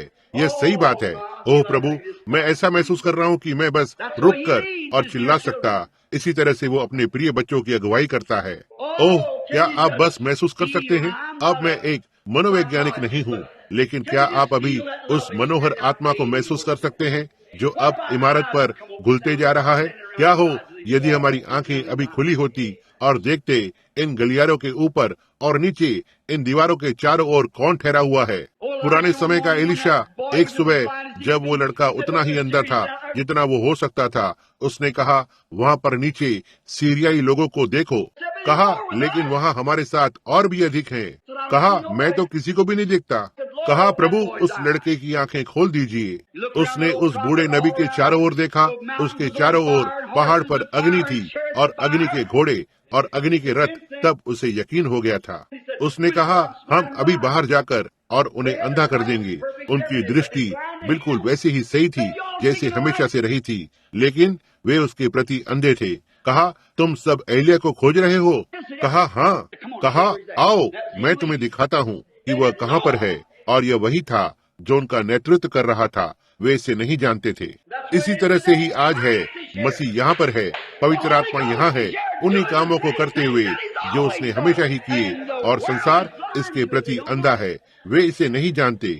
ओह, मैं इसके बारे में नहीं जानता हूँ कि मेरा पास्टर, ओह बेचारे कमजोर लोग। देखा मेरा क्या मतलब है? वे इसके प्रति अंधे हैं। वे इसे नहीं जानते। परमेश्वर अगुवाई कर रहा है। अब वे ऊपर आते हैं, पाप के जंगल में से होते हुए। वहाँ पर पानी नहीं था। परमेश्वर ने बस इस सब का प्रयोजन किया था। ओह, और उन्हें पानी का एक छोटा सा तालाब मिला। उन्होंने कहा, ये रहा, और वे यहाँ तक इसका स्वाद भी नहीं ले सकते थे। ओह, यह बहुत ही खराब था मेरे प्रभु। यह तो 100% सल्फर से भी बदतर था। देखो, सड़े हुए अंडों की तरह। आप जानते हैं, ओह मेरे प्रभु, यह बहुत ही खराब है। यह जहर था। अब इसे पाप का जंगल कहा गया। वहाँ बहुत खजूर के पेड़ उगते हैं, और बसंत जहाँ वे खजूर के पेड़ उगते हैं। तब मूसा ने कहा, मत करो। परमेश्वर ने कहा, वे क्यों करते हैं? वे क्यों करते हैं? वे मुझे किस लिए क्रोध दिला रहे हैं? ठीक है, यदि मैंने पहले यह किया है तो क्या मैं इस परिस्थिति में कुछ नहीं कर सकता हूँ? यदि उसने आपको एक दुखित समय से बाहर निकाला है तो क्या वह आपको दूसरे से नहीं निकाल सकता? उसने तुम्हें एक मुसीबत से निकाला, क्या वह तुम्हें दूसरी मुसीबत से नहीं निकाल सकता? परमेश्वर धन्य हो। यदि उसने मुझे पाप में से निकाला तो वह मुझे कब्र में से निकाल सकता है। वो परमेश्वर है।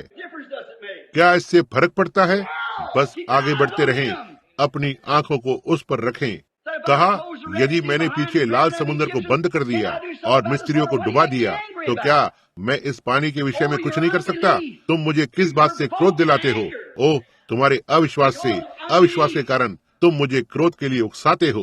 अब यहाँ शब्द का प्रयोग हुआ है, पाप, उकसाना, बनाया। जिस कारण से उन्होंने ऐसा किया, उन्होंने अविश्वास किया था। उन्होंने कभी भी बाहर जाकर और सट्टा या जुआ नहीं खेला, अब और इस तरह की चीजें नहीं की। वे कभी भी किसी और की पत्नी के साथ यहाँ वहाँ नहीं फिरते थे और बाहर जाकर झूठ नहीं बोलते थे। वे ऐसा नहीं कर रहे थे, लेकिन यह आरंभ से ही पाप नहीं है। वे विचार में रहना पाप नहीं है। धूम्रपान करना, तंबाकू खाना, शराब पीना, जुआ खेलना, शाप देना, कसम खाना इत्यादि यह पाप नहीं है।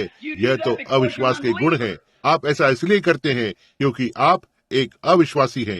यदि आप एक विश्वासी हैं तो आप ऐसा नहीं करते हैं। यही कारण है कि यीशु ने कहा, जो मेरे वचनों को सुनता है और उस पर विश्वास करता है, जिसने मुझे भेजा है, उसके पास अनंत जीवन है। यह नहीं कहता कि वो विश्वास करता है, लेकिन वास्तव में विश्वास करता है। वहाँ है यह आपके पहले के प्रमाण को निकालकर दूर कर देता है। देखा, अब आप वहाँ हो। ना ही वह जो मेरे वचनों को सुनकर और चिल्लाता है, ना ही वह जो मेरे वचनों को सुनकर और अन्य जुबानों में बोलता है, ना ही वो जो मेरे वचनों को सुनता है और उसके हाथ में या उसके चेहरे पर लहू होता है या जो कुछ भी और है, यह वो नहीं है। वो जो मेरे वचनों को सुनता है और उस पर विश्वास करता है, जिसने मुझे भेजा है, उसके पास अनंत जीवन है और वो कभी भी न्याय के लिए नहीं आएगा, लेकिन मृत्यु से जीवन में प्रवेश कर चुका है। पाप क्या है? अविश्वास। एक छोटी सी कुछ तो बात ऊपर उठा सकते हैं, बजाय इसके कि सीधे वचन में जाकर और पता करें कि ये सच है या नहीं। ओह, आप कहते हैं मैं नहीं, देखो वहाँ तुम आगे बढ़ो, मैं बस एक प्रेस्बिटेरियन में जारी रखूंगा जैसे मैं हूँ। देखो, आगे बढ़ो अंधे, और तुम परमेश्वर को क्रोध दिलाते हो। जब परमेश्वर कुछ भी करता है तो वो राष्ट्र से उम्मीद करता है कि इसे झपट लें, लेकिन बजाय इसके आप जानते हैं, खैर मैं इसके बारे में नहीं जानता। देखा, वह लोगों से उम्मीद करता है कि इसे पकड़ें। यदि आप पर्याप्त रूप से विचार करते हैं तो वचन को लेकर बैठ जाएं, इसमें से होकर जाएं और इसे इधर उधर से ढूंढें और देखें कि क्या ये हुआ है या नहीं, क्या इसके पूरे होने की भविष्यवाणी की गई है और इत्यादि। तब आप इसे समझ लेंगे। आमीन। अब ध्यान देना, जबकि यह है, यदि आज तुम उसका शब्द सुनो तो अपने मन को कठोर न करो, जैसा कि क्रोध दिलाने के समय हुआ था, जब परमेश्वर उन पर क्रोधित हुआ था। आप देखें, क्योंकि कुछ लोग जब उन्होंने सुना, मूसा द्वारा प्रचारित सुसमाचार को सुना, क्रोध दिलाया। उन सब ने नहीं जो मूसा के द्वारा मिस्र से निकले थे। कितने लोग जानते हैं कि उस बाहर निकले उस मूल झुंड में से कितने लोग बच गए थे? कितने लोग? 2। सही है। उनके नाम कितने लोग जानते हैं? यह सही बात है, कालेब और यहोशू। केवल 2 ही, लगभग 20 लाख में से। इसे सुनना, लेकिन वो अब 17वां पद, लेकिन वह 40 वर्ष तक किन लोगों से रूठा रहा? उनके अविश्वास के कारण। क्या उन्हीं से नहीं जिन्होंने पाप किया था, अविश्वास किया? शब्दकोश को लें और देखें कि पाप का क्या अर्थ होता है। बाइबल के शब्दकोश को लें। यह अविश्वास है। अविश्वास पाप है। वह जो विश्वास नहीं करता वो पहले से ही दोषी हुआ है। संत यूहन्ना 4। देखें, पहले से ही दोषी हुआ है। किनकी लोथें जंगल में पड़ी रहीं, और उसने किन से शपथ खाई कि तुम मेरे विश्राम में प्रवेश न करने पाओगे? तुम्हारे अविश्वास करने से। ओह, कैसे मैं अपने अध्याय में कभी नहीं पहुंचूंगा। लेकिन देखो, यही है जो आज इस राष्ट्र के साथ यही मामला है।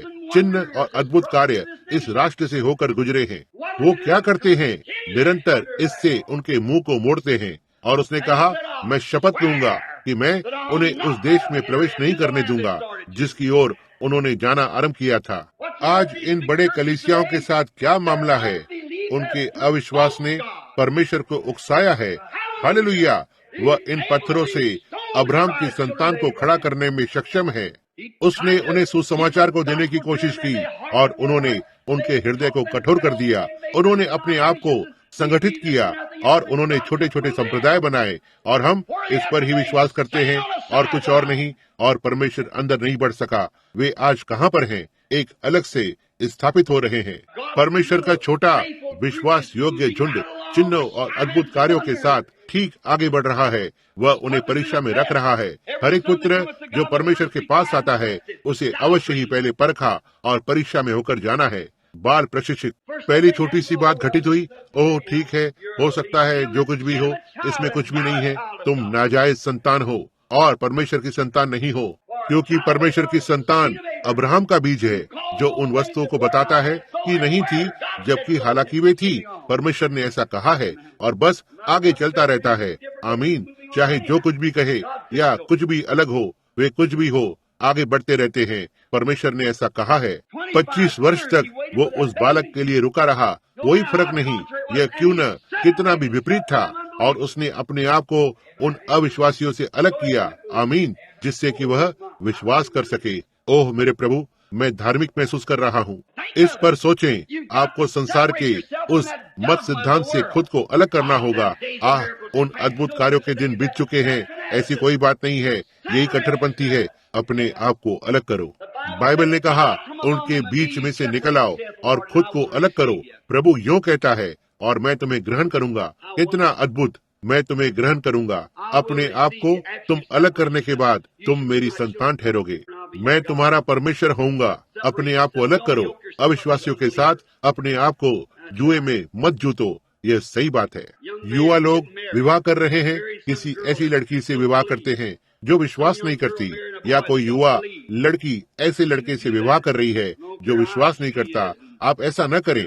मैं परवाह नहीं करता कि वह कितना प्यारा है और या वह कितनी प्यारी है और उसकी कितनी बड़ी आंखें हैं। वे सारे इन दिनों में से किसी एक दिन धुंधले पड़ जाएंगे, लेकिन भाई, तुम्हारा प्राण हमेशा जीवित रहने वाला है। आप सावधान रहें। आप जो कर रहे हैं, वह लड़की एक सच्ची विश्वासी नहीं है, या वो लड़का एक सच्चा विश्वासी नहीं है। तुम अपने आप को इस तरह से जुए में मत जूतो। ऐसों से परे रहो। यह आपके लिए मार्ग पर परेशानी का कारण बनेगा। अब सुनना 17वां पद। लेकिन वह 40 वर्ष तक किन लोगों से रूठा रहा? क्या उन्हीं से नहीं जिन्होंने पाप किया और उन लोगों की लोथें जंगल में पड़ी रहीं? और उसने किन से शपथ खाई कि तुम मेरे विश्राम में प्रवेश करने न पाओगे? उन्होंने शुरुआत की, लेकिन उन्होंने अद्भुत कार्यों को देखा, लेकिन वे प्रतिज्ञा किए गए देश तक कभी नहीं पहुँचे। केवल चयन की हुई 2 की संख्या प्रतिज्ञा किए हुए देश में प्रवेश करते हैं। अब पौलुस क्या कर रहा है? वो अब मसीही लोगों से बोल रहा है, तुम इस उसी सुसमाचार को मत देना जिसका प्रचार वहाँ पहले किया गया था। चिन्हों और अद्भुत कार्यों में और अग्नि के खंभे ने उनकी अगुवाई की। जब ये बातें फिर से जगह लेने लगेगी, तो तुम मार्ग के किनारे अविश्वास से संदेह करते हुए नहीं जाना, क्योंकि उनकी लोथें जंगल में गिर गई। अब हम अंदर आ रहे हैं। अब जल्दी से ध्यान से देखें। लेकिन उनके लिए जो नहीं जिए, सो हम देखते हैं कि वे अविश्वास के कारण प्रवेश न कर सके। वह इसे एक बार पाप कहता है, वो इसे अगली बार अविश्वास कहता है। अविश्वास पाप है। उन्होंने उनके अविश्वास के कारण प्रवेश नहीं किया। उन्होंने उस भविष्यवक्ता मूसा को देखा। उन्होंने देखा कि उसने क्या किया। उसने जो कहा वो देखा। यह सत्य था। हर एक समय सत्य की ओर आगे बढ़ता चला गया। यह अग्नि का खंभा उनके सामने प्रकट होता। उन्होंने इसे ध्यान से देखा। उन्होंने इसे देखा। पौलुस बाद में यहाँ इसे समझने की कोशिश कर रहा था, जो अनुभव उसके पास था। देखा, अनुभव को जोड़ने का प्रयास कर रहा था। उसने इसे पुराने नियम से मिलाया। उसने कहा, अब हम एक नई चीज के अंदर प्रवेश कर चुके हैं, इस नए समय काल में यीशु मसीह के द्वारा। पुराने समय में प्रभु उन्हें भविष्यवक्ताओं के द्वारा प्रकट हुआ, लेकिन अब वो उसके पुत्र यीशु के द्वारा देखा, और वह अनुभव को जोड़ना आरंभ करता है और उन्हें दिखाता है कि क्या बात जगह ले रही थी, किस तरह से ये चिन्ह और अद्भुत कार्य और हर एक चीज और क्या लिखा है। अब उसने कहा, उन्होंने अपने अविश्वास के कारण प्रवेश नहीं किया। उन्होंने विश्वास नहीं किया। लेकिन अब हम एक समय काल के अंदर बढ़ते हैं, और आप अपने हृदय को कठोर न करें। तुम उन क्रोध दिलाने के दिनों में लोगों के समान काम न करना, जब उन्होंने परमेश्वर को उकसाया। उन्होंने इसे किस तरह से किया? अनैतिक जीवन जीने के द्वारा नहीं। मुझे इसे आपके लिए खोलकर बताने दो। आप कहते हैं, भाई ब्रैनम, मैं कलीसिया जाता हूँ, यह सब ठीक है। मैंने अपने जीवन में कभी भी झूठ नहीं बोला, यह ठीक बात है। मैंने कभी भी चोरी नहीं की। मैंने ऐसा वैसा या इत्यादि कभी नहीं किया। यह बहुत अच्छा है, ये सब अच्छी बात है, लेकिन यह अब भी पाप नहीं है। पाप वो है जब परमेश्वर अपने आप को प्रकट करता है और आप इसे अविश्वास करते हैं, आप इसे नहीं सुनते हैं। ओह, आप कहते हैं मेरी कलीसिया यह नहीं सिखाती, जब तक बाइबल इसे सिखाती है और परमेश्वर इसे प्रमाणित करता है, यही वो बात है। अब बस एक समय के लिए ध्यान दें। अब हम कुछ तो वास्तविक पर आरंभ करने जा रहे हैं, गहरी वास्तविकता। अब अपने विवेक को अपनी कपड़ों की जेब में रखें जब तक आप बाहर न जाएं। अब बहुत ही ध्यान से देखना। तो हमें डरना चाहिए, ऐसा न हो कि कोई प्रतिज्ञा छोड़ दी जाए जिससे कि हम उसमें प्रवेश करें। उसकी अब व्यक्तिगत सर्वनाम है क्या कि तुम में से कोई जन उससे रहित जान पड़े। अब पौलुस उन्हें पिछले अध्याय में इन सारी बातों के बारे में बताने की कोशिश कर रहा है, लेकिन अब वो उन्हें यह बताने की कोशिश कर रहा है कि ये क्या है। ओह, क्या हमारे पास समय है? हो सकता है हमारे लिए अच्छा होगा आज रात तक इंतजार करें। देर हो रही है और हम प्रार्थना की सभा करने जा रहे हैं। हो सकता है कि आज रात हम इसे बेहतर तरीके से समझें, क्योंकि यह वास्तव में विटामिन, आत्मिक विटामिनों से भरा हुआ है। बहुत कुछ करना है और मैं आज दोपहर में व्यस्त हूँ। आइए हमें डरना चाहिए, ऐसा न हो कि कोई प्रतिज्ञा। अब क्या वहाँ मिस्र में उनके लिए प्रतिज्ञा किए गए देश के लिए प्रतिज्ञा की गई थी? और जब परमेश्वर इस वचन को वास्तविक बनाने के लिए नीचे उतर आया, क्यों? परमेश्वर ने सैकड़ों और सैकड़ों वर्ष पहले अब्राहम को बताया था कि वो इसे करने जा रहा है। ये वचन के अनुसार था। यूसुफ ने कहा, मेरी हड्डियों को यहाँ से मत हटाना जब तक तुम वहाँ उस प्रतिज्ञा किए हुए देश में जाकर और मुझे मेरे बाकी के पूर्वजों के साथ न गाड़ दो, क्योंकि वह जानता था कि पुनरुत्थान आ रहा है। जब यीशु मरे हुओं में से जी उठा, क्योंकि उसे यह ज्ञात था कि अय्यूब ने क्या कहा था। देखा, उनमें से हर एक भविष्यवक्ता वो जानता था कि तब दूसरे भविष्यवक्ताओं ने क्या कहा था, और जानते थे कि उनका आत्मा एक ही है, और वे नजर रखे हुए थे। ओह भाई, ओह, यह बात हमें हमारी सांसारिक परिस्थिति से हिला देना चाहिए। उनकी आंखें इस पर नहीं लगी थी कि लोग क्या कह रहे हैं, लेकिन उन भविष्यवक्ताओं ने क्या कहा, उनमें से हर एक जन नजर रखे हुए था। अब्राहम ने कहा, मुझे ठीक यहाँ पर गाड़ना जहाँ अय्यूब को गाड़ा गया था। कहा, सारा, मैं जमीन का एक टुकड़ा खरीदूंगा, हमें ठीक यहाँ पर गाड़ा जाएगा। इजाक अपने पिता के बाद एक भविष्यवक्ता था। कहा, सुनना, तुम मुझे कहीं भी और न गाड़ना, और न ही यहाँ मिस्र में, लेकिन मुझे पीछे ठीक वहाँ प्रतिज्ञा किए हुए देश में ले जाना। तुम मुझे ठीक यहाँ पर गाड़ना। याकूब प्रतिज्ञा किए हुए देश के बाहर मरा, लेकिन अपने पुत्र से कहा जो भविष्यवक्ता था, तुम जानते हो, एक रात दूत ने मुझे बगल में छुआ, मैं तब से लेकर लंगड़ाता हूँ, आकर अपने हाथ को रखना। ओह दया, मेरे भविष्यवक्ता पुत्र, मैं बूढ़ा हूँ और मैं अंधा हूँ, लेकिन अपने पवित्र हाथ को रखना। अपने आप में भविष्यवक्ता होने के नाते उस स्थान पर हाथ को रखना जहाँ दूत का हाथ था, और स्वर्ग के परमेश्वर की शपथ खाओ कि तुम मुझे यहाँ नहीं गाड़ोगे। धन्य हो। क्या आप वचन के आत्मिक प्रकाशन को देखते हैं? क्यों? उनमें से आधे, लगभग 90% नहीं जानते कि वह किस बारे में बात कर रहा था, लेकिन वो जानता था कि वह किस बारे में बात कर रहा था। अपने भविष्यवक्ता के हाथ को इस स्थान पर रखो जहाँ पर दूत ने अपना हाथ रखा था। एक समय मैं एक बड़ा तगड़ा, एक हट्टा कट्टा डरपोक मनुष्य था, लेकिन उसने मुझे छू लिया, और तब से मैं लंगड़ाता हुआ मनुष्य रहा हूँ। लेकिन जब से लेकर मैं एक राजकुमार रहा हूँ, मैं तब से लेकर लंगड़ा रहा हूँ। तब से लेकर मेरे चलने का तरीका बदल गया है, मैं एक राजकुमार बन गया हूँ। जी हाँ, अपना हाथ यहाँ रखो, स्वर्ग के परमेश्वर की शपथ लो, तुम मुझे यहाँ नहीं गाड़ोगे। क्यों? कोई भी नहीं जानता था कि वह किस बारे में बात कर रहा था। यूसुफ ने किया, उसने कहा, मुझे वहाँ उस ओर ले जाकर और उस प्रतिज्ञा किए हुए देश में गाड़ देना, वही जहाँ पर ये था। निश्चित रूप से वर्षों बाद जब यूसुफ मरा, उसने कहा, तुम मुझे यहाँ पर मत गाड़ना, लेकिन जब तुम यहाँ से गुजरते हो, तुम मेरी हड्डियों को देखते हो, क्योंकि किसी दिन तुम यहाँ से बाहर निकलोगे, और जब तुम जाओ तो मेरी हड्डियों को अपने साथ ले जाना। आप वहाँ हैं। संसार को कहने दे जो वो कहना चाहते हैं, और करने दो जो वो करना चाहते हैं। प्रभु का नाम धन्य हो। मुझे मसीह में रखना।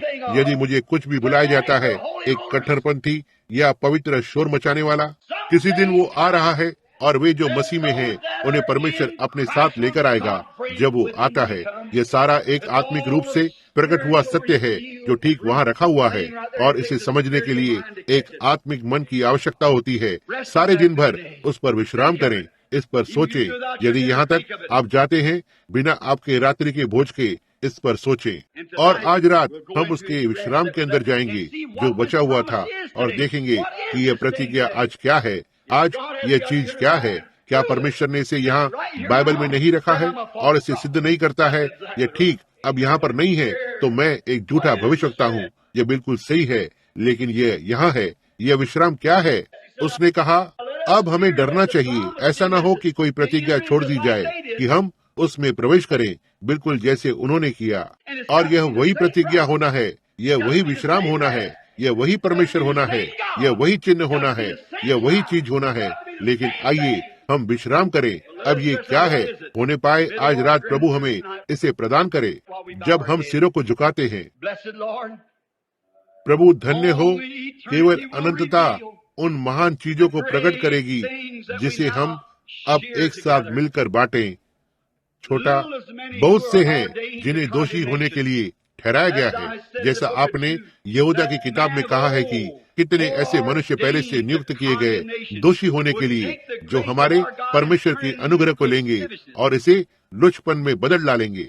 और बहुत से लोग आज सुसमाचार का प्रचार कर रहे हैं, परमेश्वर का अनुग्रह इसे एक पैसा बनाने की योजना में बदल देते हैं। एक बड़ी सी कलीसिया होती है और अधिकतर रविवार के स्कूल में परमेश्वर के अनुग्रह को लेते हैं और इसे लुचपन में बदल देते हैं। और संसार अंधा है और अंधे सूअरों के जैसे जाते हैं, वे नहीं समझते हैं। हे परमेश्वर, हमारे लिए समझ को खोलें। हमारी समझ इस संसार के बच्चों के जैसे न होने दो, क्योंकि तूने अपने वचन में कहा है कि इस संसार की संतान उजाले की संतान से अधिक बुद्धिमान है। आदि में ऐसा था, केन की संतान जो बड़े बड़े निपुण वैज्ञानिक बने, वे बड़े बड़े शिक्षक बने,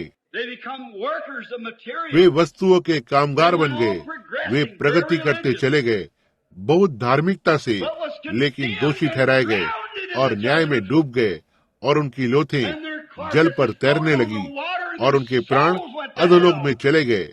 और यीशु ने जाकर उनसे बातें की जब वो मरा, और अधोलोक में जाकर और उन प्राणों को प्रचार किया जो कैद में थे, जिसने नूह के दिनों में धीरज धरते हुए पश्चाताप नहीं किया, वचन कहता है। और परमेश्वर जब वह धरती पर खड़ा हुआ, उसने कहा, जैसा ये नूह के दिनों में था, वैसा ही मनुष्य के पुत्र के आगमन में भी होगा। लेकिन हम ध्यान देते हैं, शेत की तब वंशावली, नम्र मनुष्य, परमेश्वर के सच्चे मनुष्य, संसार की बातों को बहुत अधिक नहीं जानने वाले, संसार की बातों की कुछ भी परवाह नहीं करने वाले, लेकिन सारे भार को एक तरफ रखकर और परमेश्वर पर विश्वास करते थे, और उस राज्य में भविष्यवक्ता और महान पुरुष बन गए। जबकि दूसरा धार्मिक संसार उन पर हंसा, उनका मजाक उड़ाया। लेकिन वह समय आ गया जब बाढ़ आई और न्याय आ गया। सो ऐसा ही यीशु मसीह के आगमन में था। वे किस तरह से उस पर हंसे और उसका मजाक उड़ाया, जबकि उनके पास उनके अपने धर्म थे और उनके बड़े बड़े आराधनालय थे, लेकिन उन्होंने भोर के तारे का मजाक उड़ाया और वे उस पर हंसे। लेकिन फिर भी उन्होंने न्याय में प्रवेश किया, और जब वे भागकर और यरूशलेम को गए तो वहाँ उन्होंने अपने खुद के बच्चों को भूख से खाया और उनका लहू बाहर फाटकों के सड़क से बहने लगा। जब उन्होंने नगर और मंदिर को जला डाला और उनके प्राण अधोलोक में चले गए। प्रभु, यहाँ हम फिर से तीसरे स्थान पर हैं। यह जीवन का समय है, 3 जीवन की संख्या है, और यहाँ हम हैं रैप्चर के लिए तैयार। कलीसिया आगे बढ़ रही है, वो बड़ा वैज्ञानिक संसार। कलीसियाएं आज संदेहवादी विश्वासियों से भरे हुए हैं। किताब पर 10,000 उनके नाम के साथ, जी हाँ, लाखों लोग, और सुसमाचार पर हंसते हैं और कहते हैं कि वे अशिक्षित लोग हैं, वे नहीं जानते। हो सकता है ऐसा ही हो प्रभु, लेकिन हम जो शिक्षा में कम है, उसे आप अनुग्रह से पूर्ति करते हैं, उजाले के दूत को भेजने के द्वारा, उसकी सामर्थ के प्रकटीकरण के द्वारा, वचन की पुष्टि करते हुए उन लोगों के लिए जो हमारे जैसे दीन और अनपढ़ हैं। लेकिन हम आपको इसके लिए प्रेम करते हैं, क्योंकि यह परमेश्वर का अनुग्रह है जिसने इसे किया है, और हम जानते हैं कि हम जन्मे थे और हम बिल्कुल भी प्रिय नहीं हैं, हम बहुत ही अप्रिय हैं, लेकिन आप अनुग्रह में से होते हुए नीचे उतर आए, आपके दया से भरे हाथ और हमारी आंखों को खोल दिया, जिस प्रकार यीशु ने हमारे लिए प्रार्थना की थी, जैसा एलिया ने गेहजी के लिए किया, जैसे उसने उसके चारों ओर देखने के लिए दृष्टि की, और आज हमारी आंखें खुली है और हम परमेश्वर की बातों को देखते हैं और जानते हैं कि हम अंत समय में आगे बढ़ रहे हैं। जब अन्य जातियों के दिन लगभग समाप्त हो जाते हैं और वो उसके लोगों को नाम के लिए लेकर जाएगा, आइए हम वहां गिने जाएं। प्रभु, हम नम्रता पूर्वक विनती करते हैं, हम प्रार्थना करते हैं कि आप इसे प्रदान करें। हमें आशीष दीजिए। आज सुबह इस छोटी सी सभा के लोगों को आशीष दीजिए। वे सारे भिन्न प्रकार के धर्मों और विश्वासों से एकत्र हुए हैं, लेकिन आज वे उन्हें एक तरफ रख दे परमेश्वर, और होने पाए वे सीधे कैलवरी की ओर देखें और कहें, परमेश्वर मुझे आकार में ढाल और मुझे बना। मैं जैसे भविष्यवक्ता ने कहा कि वो वहाँ कुम्हार के घर गया जिससे कि उसे तोड़ा जा सके और फिर से आकार में ढाला जा सके। हमें आकार में ढाल और हमें उस आकार के अनुसार बना जो परमेश्वर हमें चाहता है। कोई फर्क नहीं पड़ता यदि हमें प्रभु के भवन में फर्श की चटाई बनना पड़े। दुष्टों के साथ तंबुओं में रहने की बजाय मैं द्वार पर पायदान बनना अधिक पसंद करूंगा, और इसे प्रदान करे प्रभु। अब बस हमें आशीष दीजिए और हमें नम्र बनाए रखें, हमारा हृदय खुला रहे, हमारे मन साफ रहे परमेश्वर की बातों के प्रति, क्योंकि हम इसे मसीह के नाम से मांगते हैं। हमारे सिरों को झुकाए हुए मैं सोचता हूँ, क्या कोई है जो प्रार्थना के शब्द में याद करवाना चाहता है आपके प्राण के उद्धार के लिए? क्या आप अपना हाथ उठाएंगे? और सिर्फ एक पापी, परमेश्वर आपको आशीष दे। युवा लोग, कोई और है? परमेश्वर आपको आशीष दे। वहाँ पीछे श्रीमान, परमेश्वर आपको आशीष दे। महिला, कोई और है जो अब प्रार्थना में याद करवाना पसंद करेगा? परमेश्वर आपको आशीष दे श्रीमान, अपना हाथ ऊपर करके, और परमेश्वर आपको आशीष दे। और आप जो यहाँ हैं, अद्भुत। क्या बंद करने से ठीक पहले कोई एक और होगा? मैं सोचता हूँ कि वहाँ होगा। परमेश्वर आपको आशीष दे। वहाँ पीछे श्रीमान, पीछे की ओर बताएं। अब देखो, मैं आपसे कुछ पूछना चाहता हूँ। मैं नहीं चाहता कि आप ऐसा बिल्कुल भी सोचें, क्योंकि यह एक छोटा सा भवन है। मैं नहीं चाहता कि आप ऐसा सोचें, क्योंकि यही ये लोग हैं। और दयालु परमेश्वर, ऐसा मत सोचो ये इसलिए है कि प्रभु के दूत ने मेरे साथ अपनी तस्वीर को लिया था और मैं और उसमें से कुछ ऐसा करने के लिए। हे परमेश्वर, यदि मुझे ऐसा महसूस होता है तो भाई, मुझे आपसे पूछने की बजाय वेदी पर होने की आवश्यकता है। लेकिन मैं केवल इसे कह रहा हूँ, मैं केवल वचन के द्वारा इसे कह रहा हूँ कि आप देखेंगे कि यह सत्य है। लेकिन मैंने ये कहा है और यही सब वहाँ पर था। ऐसे होता रहता किसी अन्य प्रचारक या कोई तो दूसरा होता या कोई तो और, ठीक है, तो यह अलग बात होती। लेकिन आप बात को देखते हैं, परमेश्वर ठीक वापस आकर और साबित करता है कि यह सत्य है। देखा, यही है जो इसे वास्तविक बनाता है। क्या परमेश्वर इसे सिद्ध कर रहा है? और फिर केवल इतना ही नहीं, लेकिन उसका वचन कहता है कि वह इसे करेगा। यहाँ वो कर रहा है। अब यदि आप सही नहीं हो, आपका हृदय परमेश्वर के साथ सही नहीं है, तो क्या आप बस अपना हाथ ऊपर उठाएंगे, कहें मेरे लिए प्रार्थना करना? तो ठीक है, ठीक जहाँ पर आप हैं, लगभग 8-10 हाथ ऊपर उठे हुए हैं, अपने प्राण के लिए दया को चाहते हैं। जब आप अपने सिर झुकाए हुए हैं, अब आप प्रार्थना करें। याद रखें, आप वो एक हैं जो पश्चाताप करने वाले हैं। मैं केवल आपके लिए मांग रहा हूँ कि परमेश्वर दया को करेगा। लेकिन यही वो वेदी है। परमेश्वर ने आपको एक स्थान में लाया है जो आपके मन में है। यही वो वेदी है। हम वेदी पर आने में विश्वास करते हैं, निश्चय ही। लेकिन ऐसा नहीं है, ऐसा नहीं है। ये सब ठीक है, लेकिन आपकी सच्ची वेदी वही है जहाँ परमेश्वर आपसे मिलता है, और वह आपसे वही मिलता है जहाँ आप बैठे हुए हैं। वही आपकी वेदी है। अब कहें, परमेश्वर मुझ पर दया करें, एक पापी पर, और इस दिन से लेकर यदि आप मेरी सहायता करेंगे तो मैं आपके लिए जीऊंगा। मैं आपकी सेवा करूंगा। मैं चिंता नहीं करता कि कोई क्या कहता है। मैं आज सुबह बाहर निकल रहा हूँ, मैं ठीक यहाँ प्रार्थना कर रहा हूँ, और आप इस पुरानी शरारती आत्मा को मुझसे दूर करें। आप इस गुस्से को मुझसे दूर करें। मैं जानता हूँ कि मैं ऐसा नहीं कर सकता, और मुझे परमेश्वर के साथ सही होना है। और मेरे हृदय में घृणा उत्पन्न होती है, मुझे जलन होती है, मैं द्वेष करता हूँ, मुझे ये है वो है। इसे बाहर निकालें परमेश्वर। मैं ऐसा नहीं होना चाहता। मुझे मधुर और नम्र और दीन बनाए, मुझे सुशील बनाए, मुझे एक ऐसा व्यक्ति बनाए कि मैं आपके लिए दूसरों को जीत सकूं। मैं आपके लिए कुछ तो करूं जिससे कि मेरे जीवन में प्रशंसा को दिखाऊं। यही वो प्रार्थना है जिसे आप अभी प्रार्थना करें जब हम एक साथ प्रार्थना करते हैं। स्वर्गीय पिता, वे आपके हैं, वे आज सुबह संदेश के फल हैं। उन्होंने उनके हाथ को उठाया है, किसी ने तो उन्हें ऐसा करने को लगाया है। वे जब उनके हाथ को उठाते हैं तो वे गुरुत्वाकर्षण के नियमों को चुनौती देते हैं। उनमें एक आत्मा था जिसने ये निर्णय लिया है। उन्होंने उनके हाथ को ऊपर उठाया कि उन्होंने उस सृष्टिकर्ता को स्वीकार किया है जिसने उन्हें बनाया। अब स्वर्गीय पिता, मैं प्रार्थना करता हूँ कि आप उन्हें आशीष दीजिए और उन्हें अब अनंत जीवन दीजिए। मैं कुछ भी नहीं कर सकता।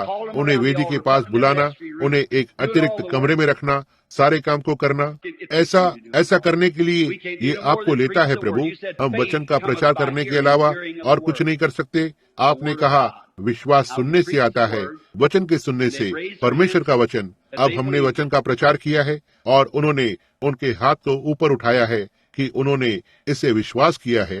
अब उन्हें सनातन का जीवन दीजिए, क्योंकि आपने प्रतिज्ञा किया है कि आप इसे करेंगे।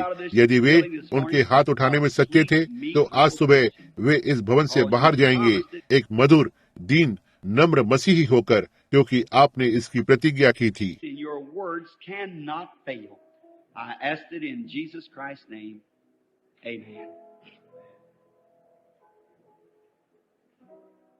और आपके वचन विफल नहीं हो सकते।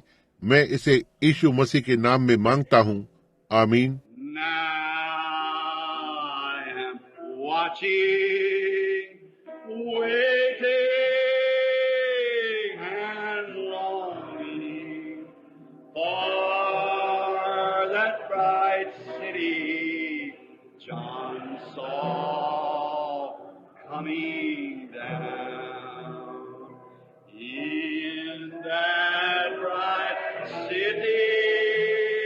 अब आराधना करें।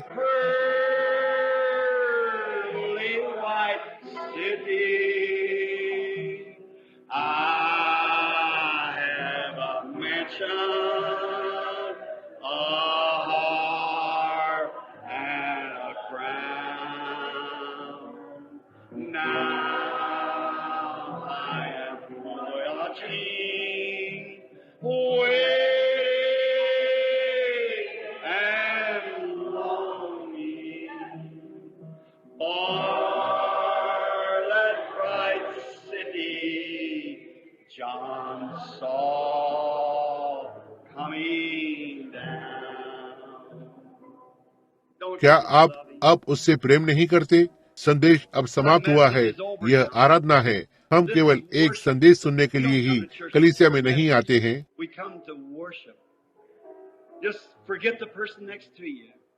हम आराधना करने आते हैं। बस अपने पास वाले व्यक्ति को भूल जाएं, केवल उसकी आराधना करें। ओह, कितना सुंदर, कितना अद्भुत। बस उसे बताएं। आपको उसे जोर से बताने की आवश्यकता नहीं है। बस उसे अपने हृदय में कहो, प्रभु, मैं आपसे प्रेम करता हूँ, मुझे मेरे पाप के लिए क्षमा करें। ओह प्रभु,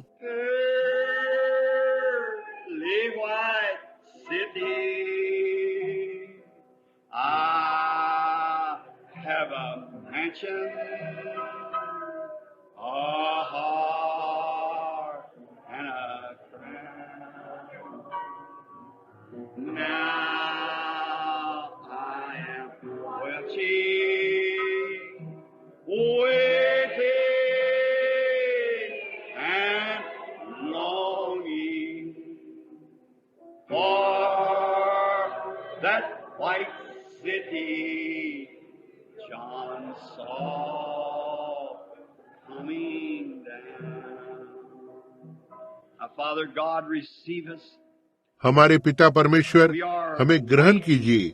हम रुके हुए हैं जब हम वचन को सुन रहे हैं, लालसा कर रहे हैं। हमारे हृदय आपके लिए प्यासे हैं, जैसे हिरणी नदी के जल के लिए हाफती है। हमारे प्राण आपके लिए प्यासे हैं। हे परमेश्वर, लालसा कर रहे हैं और रुके हुए हैं। उस घड़ी के लिए रुके हुए हैं जब यीशु आएगा। उस समय के लिए रुके हुए हैं जब हमें आकाश में पुकारा जाएगा, ना ही न्याय में न्यायाधीश के समक्ष खड़े होने के लिए। यह हो चुका है। हम संसार की बातों के लिए मर चुके हैं और मसीह में प्रवेश कर चुके हैं, और उसने हमारे न्याय को ले लिया। वह न्याय के आसन पर अब हमारा वकील है। हमारा धन्य वकील कि हमारे अंगीकार करने पर वह हमारे मुकदमे को लड़ता है, जब तक कि हम यह नहीं जान लेते कि हम अयोग्य हैं।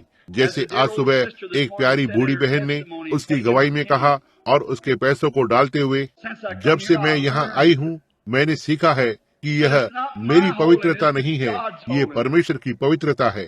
सच में प्रभु, हम लोगों को सिखाते हैं मनुष्य में कुछ भी अच्छा नहीं है, एक भी चीज नहीं। मनुष्य क्या है कि तू उसके प्रति विचार करे, लेकिन यह तो परमेश्वर का अनुग्रह है जो हमारे लिए प्रकट हुआ है, और हम केवल उसके गुणों पर भरोसा करते हैं, ना ही हमारे खुद के। और हम आपकी आराधना करते हैं परम पवित्र परमेश्वर, आपकी भलाई के लिए हमें आपके महान राज्य में, हमें आपकी महान योजनाओं में शामिल करने के लिए। हम आपको विश्वास के द्वारा हमारे हृदयों में ग्रहण करते हैं, और अनुग्रह के द्वारा हम विश्वास करते हैं कि आपने इसे हमें परमेश्वर की महिमा के लिए, परमेश्वर की सेवा के लिए इसे दिया है। अब प्रभु, बीमारों को चंगा करें। जब वे आज सुबह प्रार्थना करवाने के लिए आते हैं, उन्हें उस आनंद को दीजिए जो वे स्वस्थ होने की लालसा को रखते हैं। वे जान जाएं कि यह छोटी सी हल्की सी पीड़ा उन पर डाली गई थी, बस ये छोटी सी परीक्षा का समय है। परमेश्वर इसके बारे में सब जानता है। उसने यह देखने के लिए किया कि हम इसके बारे में क्या करते हैं। कैसे परमेश्वर होने पाए वे वहाँ सीधे कदम को बाहर रखें और दावा करें कि काम पूरा हुआ है। होने पाए आप, होने पाए वे आपको क्रोध न दिलाएं, यहाँ और वहाँ भागने के द्वारा और अंदर और बाहर। तो मैं यह वो नहीं जानता। प्रभु, होने पाए वे सीधे स्थान में बने रहें, कहें प्रभु आप ही वो एक थे जिसने मुझे बचाया, आप ही वो एक थे जिसने मेरे लिए इन कामों को किया। मैं आप पर विश्वास करता हूँ, और मैं आज आप पर भरोसा करता हूँ, और मैं प्रार्थना करता हूँ कि आप इसे लोगों को मसीह के नाम में प्रदान करेंगे। आमीन।